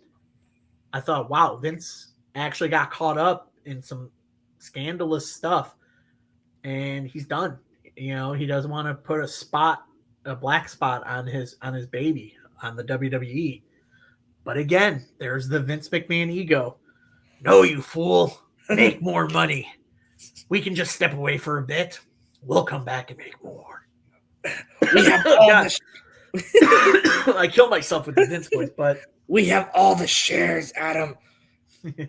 we just stepped down as chairman, and then when Stephanie and Nick Khan think they finally have it all, we go in, and we sell the WWF to the UFC parent company, and we make a shit ton of money because if I'm not in charge, no one in the McMahon family can be in charge. That's I basically will sell my damn company or die trying. That's basically what it was. It was him saying, I don't want anyone else running this, and saying it was their idea. A lot of people are saying, God, some of the stuff going on now, glad we got Triple H in creative. Well, not really. You might have some influence from Vince because it's still his company. Yeah. You know, but maybe Vince is starting to take a seat back. I mean, because who expected someone like an LA Knight, who's in a lot Eli Drake in TNA Impact, you know, to get over with the WWE audience, you know, and you know, it's crazy to think that those allegations came out and you thought, oh my God, this is going to be it. This is where Vince McMahon is pushed aside and the company goes in a different direction. Company didn't go in a different direction. It was just Vince stepping in back behind the curtain till it was all cleared. And then he came back out and he's like, oh, no, it's fine. It's all paid off. We figured it out. Yeah, let's make this deal. Let me make some more money. But I'm saying right now, like the company right now, especially recently, they had a lot of cuts and a few of the names didn't surprise me, but there were two that surprised me. And I think it surprised a lot of people. Dolph Ziggler, I think was a huge one that a lot of people did not expect because he was such a journeyman. He's such a journeyman in the WWE. You know, he'd been there so long. When he started out as Nikki in the Spirit Squad, you know, and now here he is as Dolph Ziggler, you know, and had a group with, you know, AJ Lee and freaking Big E, you know, and God, you would have thought what would have happened if he held that world heavyweight title longer, you know, what would have happened. But even with that, now the merger, and a lot of people, when they saw the merger coming, knew they're like, this is going to probably be detrimental to WWE. Even though they're going to make a ton of money, nobody's making a lot of money but Vince. And so I think of that. I'm like, listen, Vince is going to make money no matter what, because that's Vince McMahon. People know his name just because of what a global phenomenon his company has become from what it was. You look at it, you're like, oh, I know Vince McMahon. You talk to someone who's not even a pro wrestling fan and you go, do you know who Vince McMahon is? They go, yeah. I don't know how many people I've talked to when they ask me some of my interests and I say, I like pro wrestling. They go, I never watch it. I'm a big UFC guy.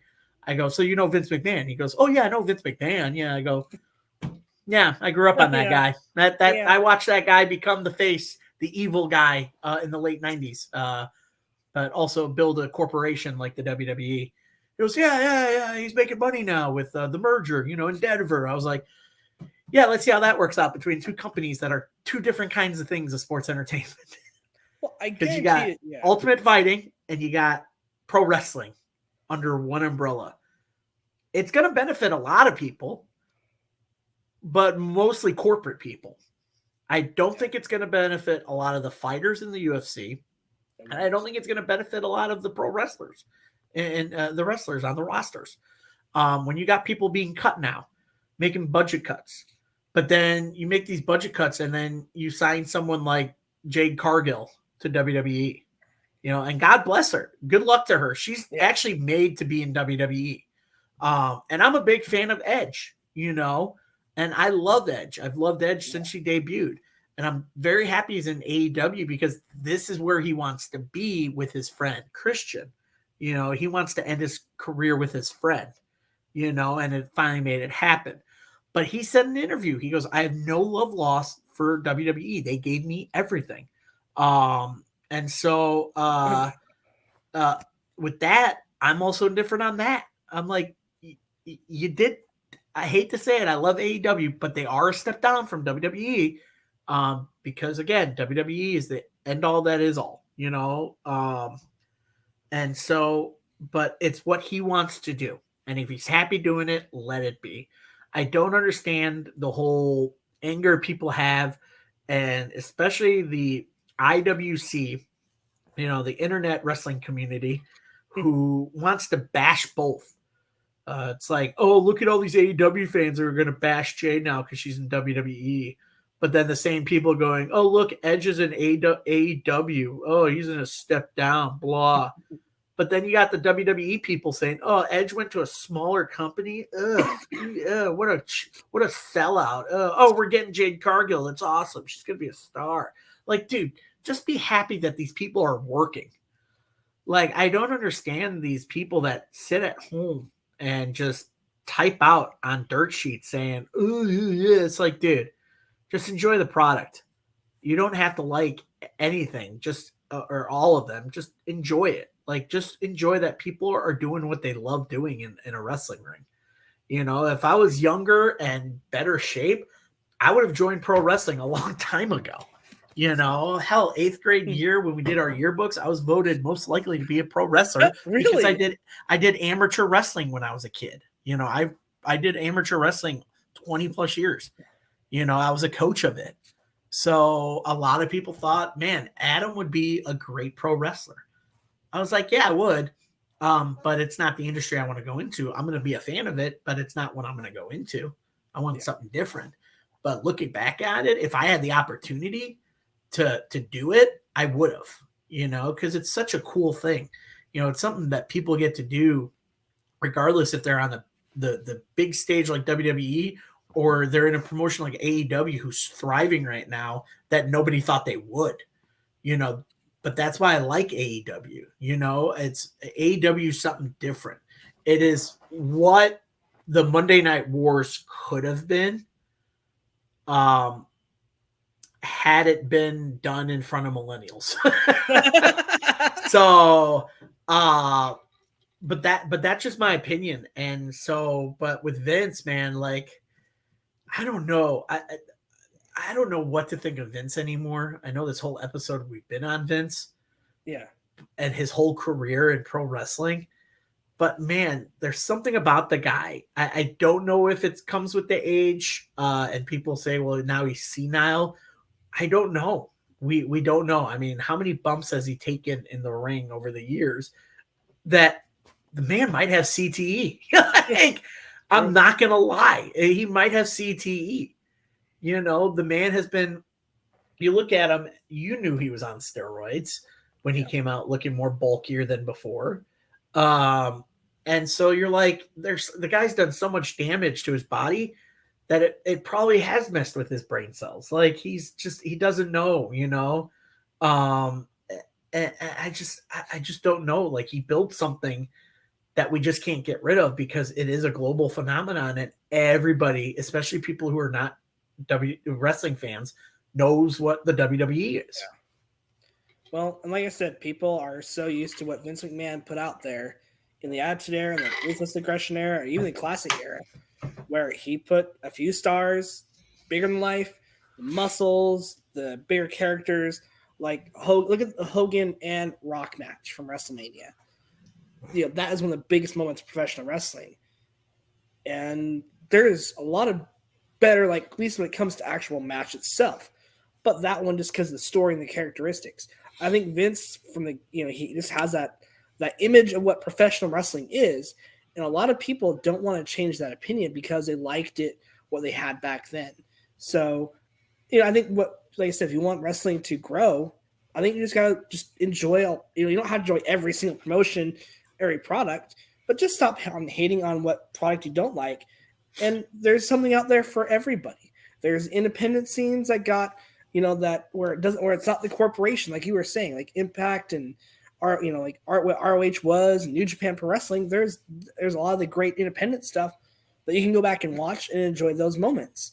There's also the corporation, the big stories, the big budget production, like WWE and AEW. So there's something out there for everybody. Just, we need to not be a tribe and tribalism with each company, but we need just to be a fandom and break that mold that Vince McMahon has set. Break that mold, and let's enjoy wrestling as a fandom again. If you like the classic stuff, keep watching that. But don't talk bad on something that, I get you're having your opinions, but don't bash something just because you don't like it. Criticisms are great, but bashing just because you don't like it and saying people like Kenny, the Bucks, or Darby shouldn't have a job and should be working at McDonald's. Like, there's no need for that. Or one of the guys that I am friends with on Facebook, we used to work together. He was so mad at Edge for not staying retired and basically saying that, oh, he's going to show up for 2 weeks and get hurt. I'm like, why would you say something like that? If Edge could still wrestle, let him wrestle. Same thing with Sting. Let Sting wrestle. If he wants to keep wrestling and as long as he stays safe, okay, I get accidents happen, but if he can still go and it's not causing many issues, just stop. He's okay. He's not hurting you. He's not he's not coming out on stage and flipping you off every week saying, screw you. He's not personally hating on your family. He's just living his life and living his dream like most wrestlers are. So I think it's time we break that mold and become a fandom again and stop fighting over the stupidest things on X. No, and I agree. And a couple of comments here I kind of touch upon.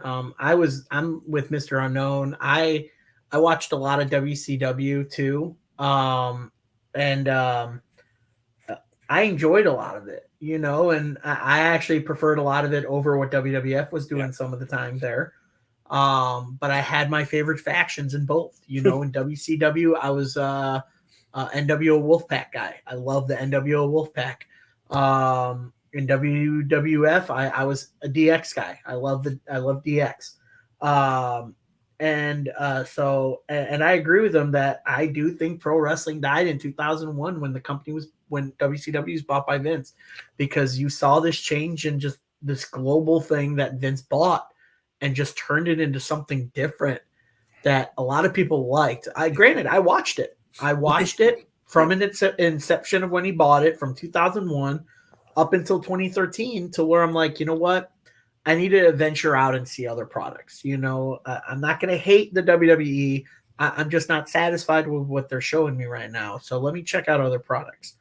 And that's what I did, with Lucha Underground. I started watching more Impact and all that stuff, and then AEW launched. I got to it late because I started watching it during the COVID era in 2020.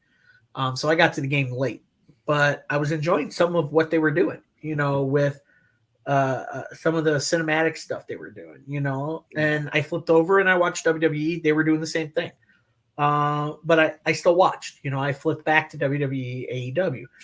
I just prefer AEW stuff over WWE. I don't hate WWE at all. I still follow a little bit of it right now. I still follow a lot of storylines to it. I still follow a lot of wrestlers. I still have a lot of favorite wrestlers over in WWE right now. And like right now, I think The Miz is doing some of his best work in pro wrestling. And it is a shame that guy has not had a world title since 2011. That guy has put people over for the better of the business. He understands it. I enjoy obviously I'm a Cody mark. I freaking love Cody. I loved it when he debuted as babyface Cody to protect his father from Randy. I like Cody Rhodes. Like, I think he's a great generational talent, even for his age, and for that, but at the same time, I think that's the only thing that's still sticking with me to WWE is because I'm a fan of Cody and I want to see what he does over there, but I still like The Miz. I like what The Miz does. The AEW for me, it's like, you know what? I like some of it, but some of it is starting to like wear on me. I'm like, dude, I can't keep seeing the same thing every week. It's the same thing on WWE. It's for me, WWE is the same thing every Monday Night Raw. Judgment Day versus someone, and Judgment Day finds a way to win and cheat, or it's Judgment Day versus Cody, Jay, Kevin, and Sammy, or something like that. Some iteration part of those iteration, yeah. And then same with AEW. It's always Jericho and it's I love Kenny Omega, but it's every week is the same thing. Omega versus Don Callis. It's like, dude, we've been writing this story for a while. Since Don turned on Omega, we've been writing it. Like, we can end it. We don't have to now introduce other people to it. That idea was great in early ECW. When Raven and Tommy Dreamer starting intertwining Yeah. people into their story. Like that was my favorite thing. And I saw it before, but I do want to answer Mr. Unknown's question because this is the second time he's asked this. In our opinion, Yeah. I thought this would be a good way to end the show. Yes, biggest missed opportunity in WCW went to WWE. I will say the biggest missed opportunity that went from WCW to WWE, and I love how he says you can't say Austin, Foley, Taker, Triple H. I think the biggest missed opportunity in the WWE that came from WCW again was Sting. I think they could have done so much more with Sting, but again, that's on Sting's basis. They didn't have anything creative for him, and he just did not want to work for the company. He didn't want to work for the company until they told him, "Hey, why don't you come here? We'll induct you, and we'll give you a WrestleMania match and all this stuff." It still wasn't satisfying to me for that. It's like that's why I say I enjoyed more of his TNA work than some of his work in WWE, because WWE dropped the ball with Sting when they brought him over. And that was just, again, another cash cow for Vince and the company for Sting's name. Everybody had one ideal match for Sting, and it never came to be. Him versus Taker. Yeah. That was the one match everybody wanted to see. Any pro wrestling fan, a lot of pro wrestling fans, myself included, wanted to see that match. Because you had these two dark characters from both promotions. Sting was the guy up in the rafters imitating the Crow, Brandon Lee. And then you had someone like the Dead Man, the Undertaker, who can come back to life and, rest in peace. Everybody wanted to see that match. And it never came to be because they took too long to figure it out. And Sting just didn't want to work for Vince. So in the end, I think Vince, with that situation, was his own enemy because he couldn't come up with something great like a Sting versus a Taker. I think that would have been a great match. You didn't even have to do it at WrestleMania. You could have done it at a SummerSlam. I guarantee you Taker would have put Sting over at a SummerSlam. But the fact of the matter is Vince's ego of the whole I'm going to crush my enemy one last time by putting Hunter over Sting at WrestleMania 31. For me, I was like, well, all right, that's Vince's way of saying WCW is officially dead. And that's what's sad about it, man. Sting was a big missed opportunity when he came over. Yeah. All right. What about you, Lane? I think for me, I think the biggest missed opportunity, at least WCW had, to be honest with you, I'm going to go with Lionheart, Chris Jericho. I think they had something there, and he was trying to get himself over in WCW, especially with the Goldberg angle. I am a huge Jericho fan, but he was trying to get a huge match with Goldberg, even though he knew he was going to lose, but he was trying so hard to get back to that point. But they just weren't giving him his cup of tea. He was just a cruiserweight to them. And then for Vince to say, hey, let's make you the undisputed champion.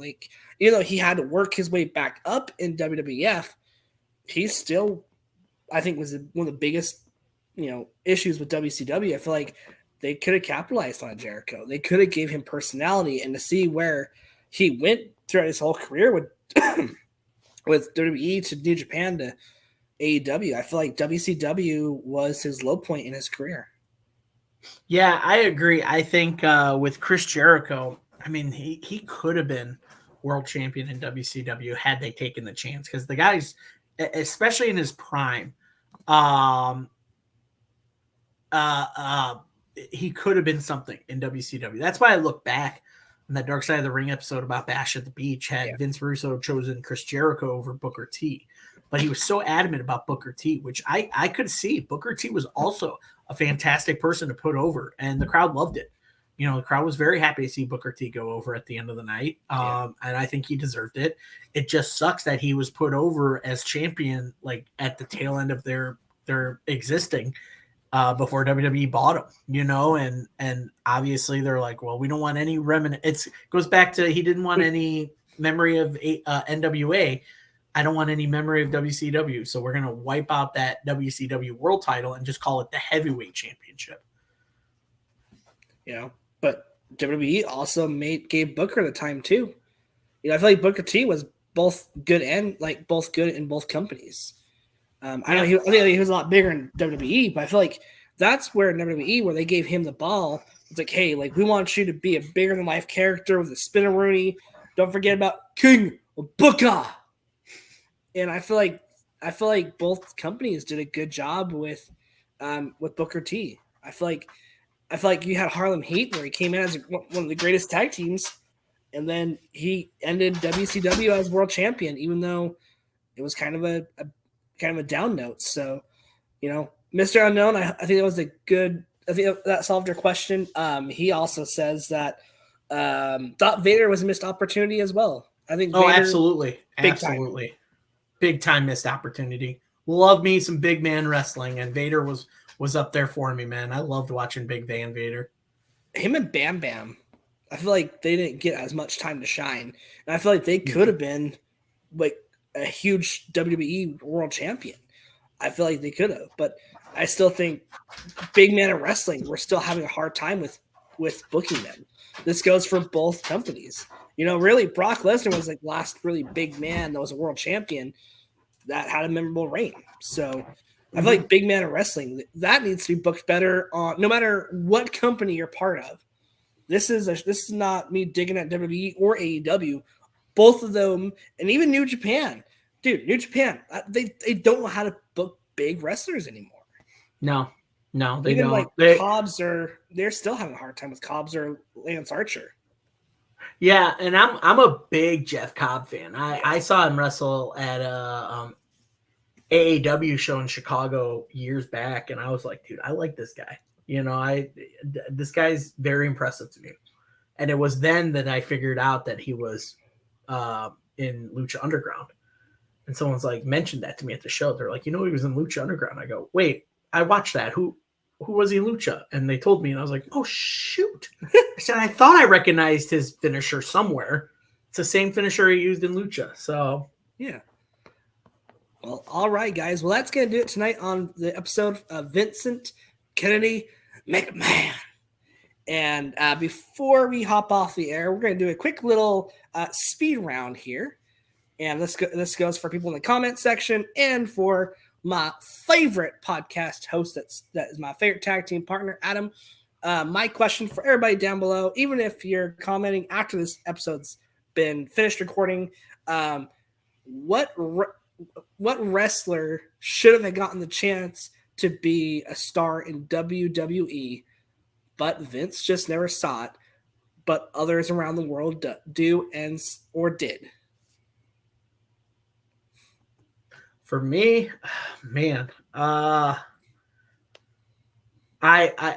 think of it, and because I always go back, and when people ask me, like, I have this question a lot sometimes by wrestling fans, friends, and I'm big on mid-card wrestlers that should be main event guys. There's two names that come to my mind. And the first one is crazy because I think it's because of his brother, but Owen Hart. Yep. Should have been more of a star than he was. He had some good feuds. His match with Brett was really good. His time in the Nation of Domination when he was a honorary member was so good. I think he could have been a star a little more had he not fallen under the Blue Blazer gimmick and the tragic death at Over the Edge that, in my opinion, could have been avoided. I think he's the one mid-card guy I wish would have won a world title because I think he would have done a wonderful job holding it and told a lot of good stories with it. And then the second guy I'll go with that really should have shined as a wrestler, but I think Vince didn't see him as that. He saw him more as like a gimmicky kind of guy. Oh my God, I just lost his name. It was just right there too. Yeah, now I got it. Shelton Benjamin. Yes. I was thinking of it because I was thinking of all the people in team Team Angle thing, and I was like, Angle, Charlie Haas, Shelton. Instead of Shelton Benjamin, I think Shelton Benjamin could have been something great. He had great athleticism.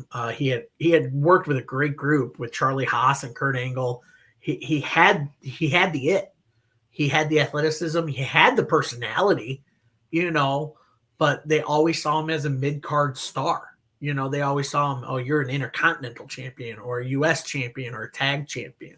You're never going to be a world champion. I think he could have been.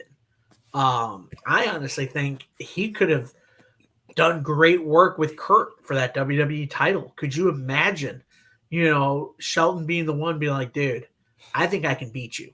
I think I can beat you. There's a story right there. You're seeing it now.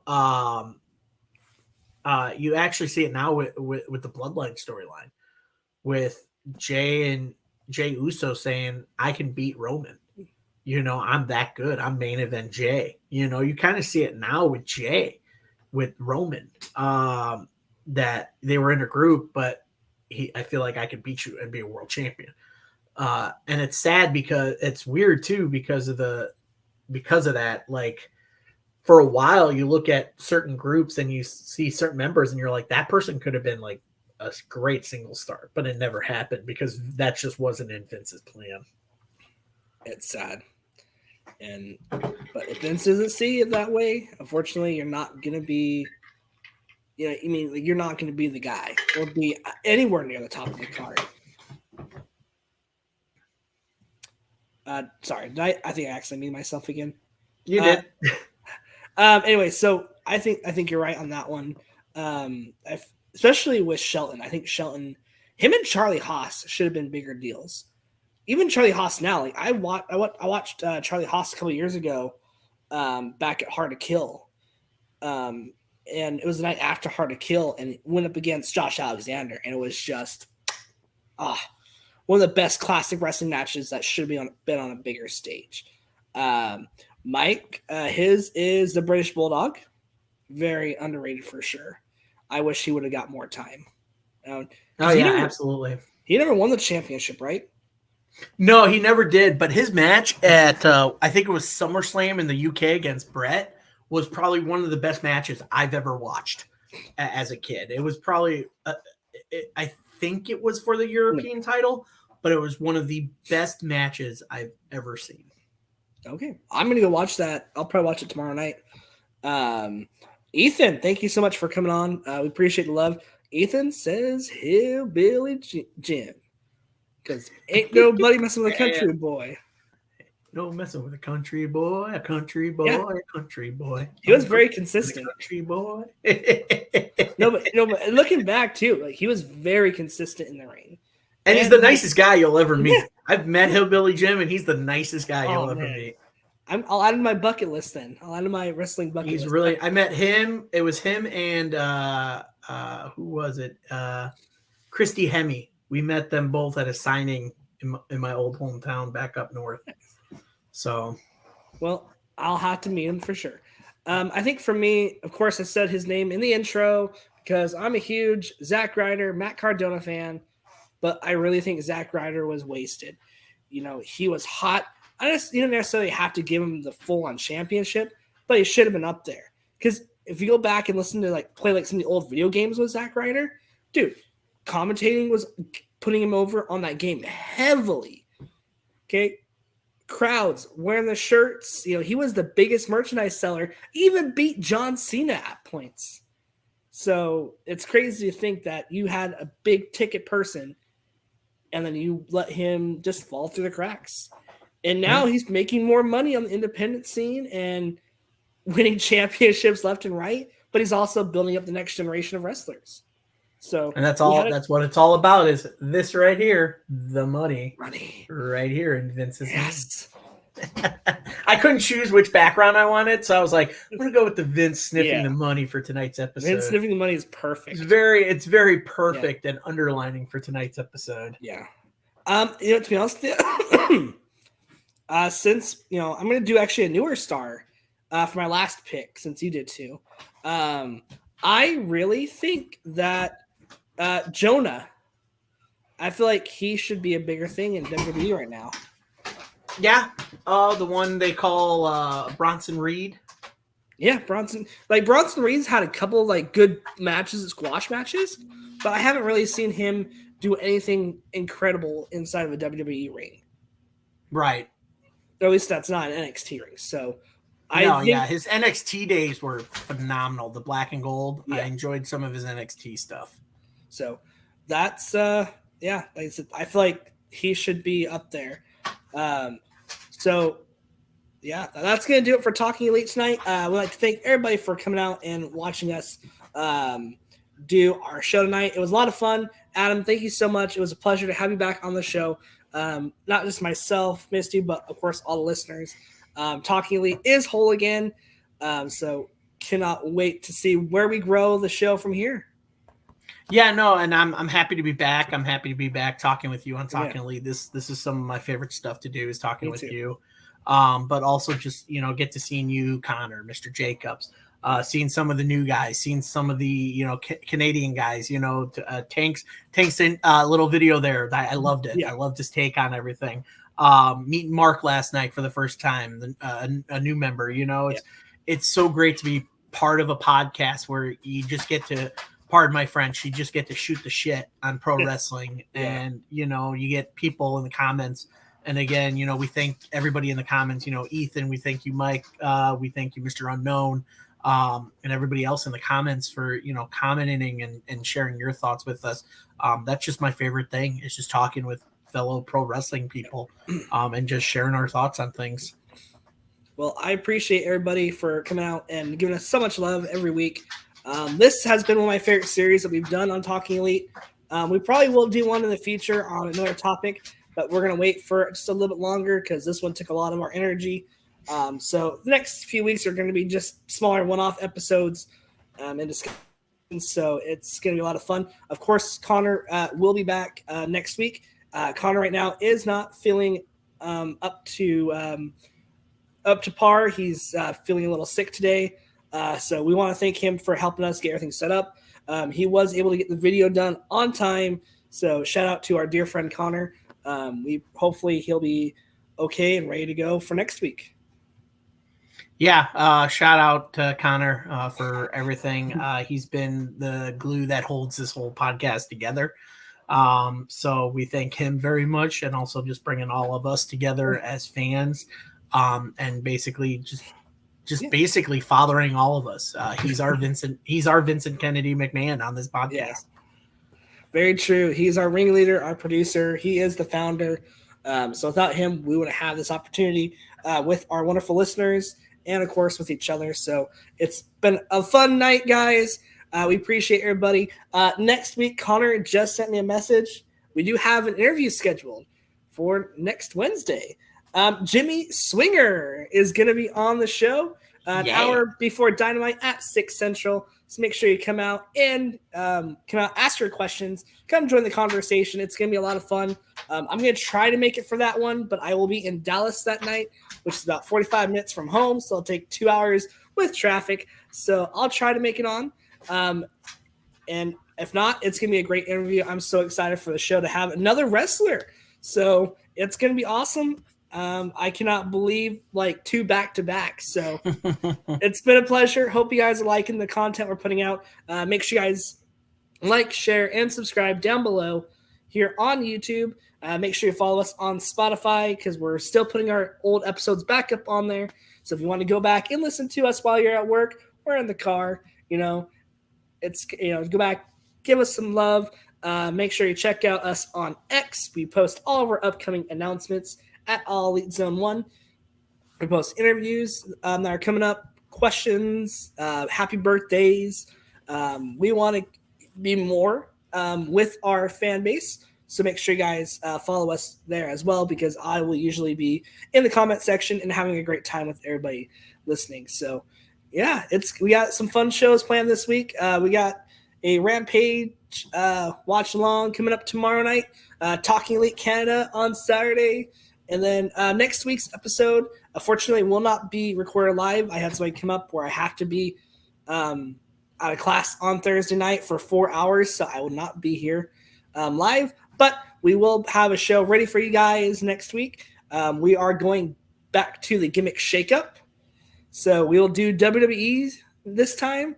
So we're each going to do 5 WWE stars on how we would book them, how we would change their gimmick, and hopefully we can make a good change in the WWE, just like we did with AEW and Maria Shavir. So yeah, it's a lot of fun. Got some fun ideas coming up for Talking Elite. I think Adam's got a few as well. So it's going to be a lot of fun. We got some new people coming on the show as well. We're trying to grow the family, so make sure you give our new brothers and sisters some love. If when you do see them come on, make sure you want them to stay around. Give them love, give them hearts. Make sure that you treat them well, like you give us all love and respect each week. Adam and Mr. Fluffy, is there anything you guys want to add before we go? Not really, but Sachi here is also a big fan of the show too, so he came to join me towards the end, sir. We're done. He's like, oh, come on. I wanted to talk about Vince. I want to talk more. I want to talk more. Well, guys, you got a cat running tonight. We'd like to thank you guys all for watching. And if there's nothing left to be said, Adam, please say your famous phrase to sign us off. And I'm going to do it in honor of our topic tonight. And as always, good night.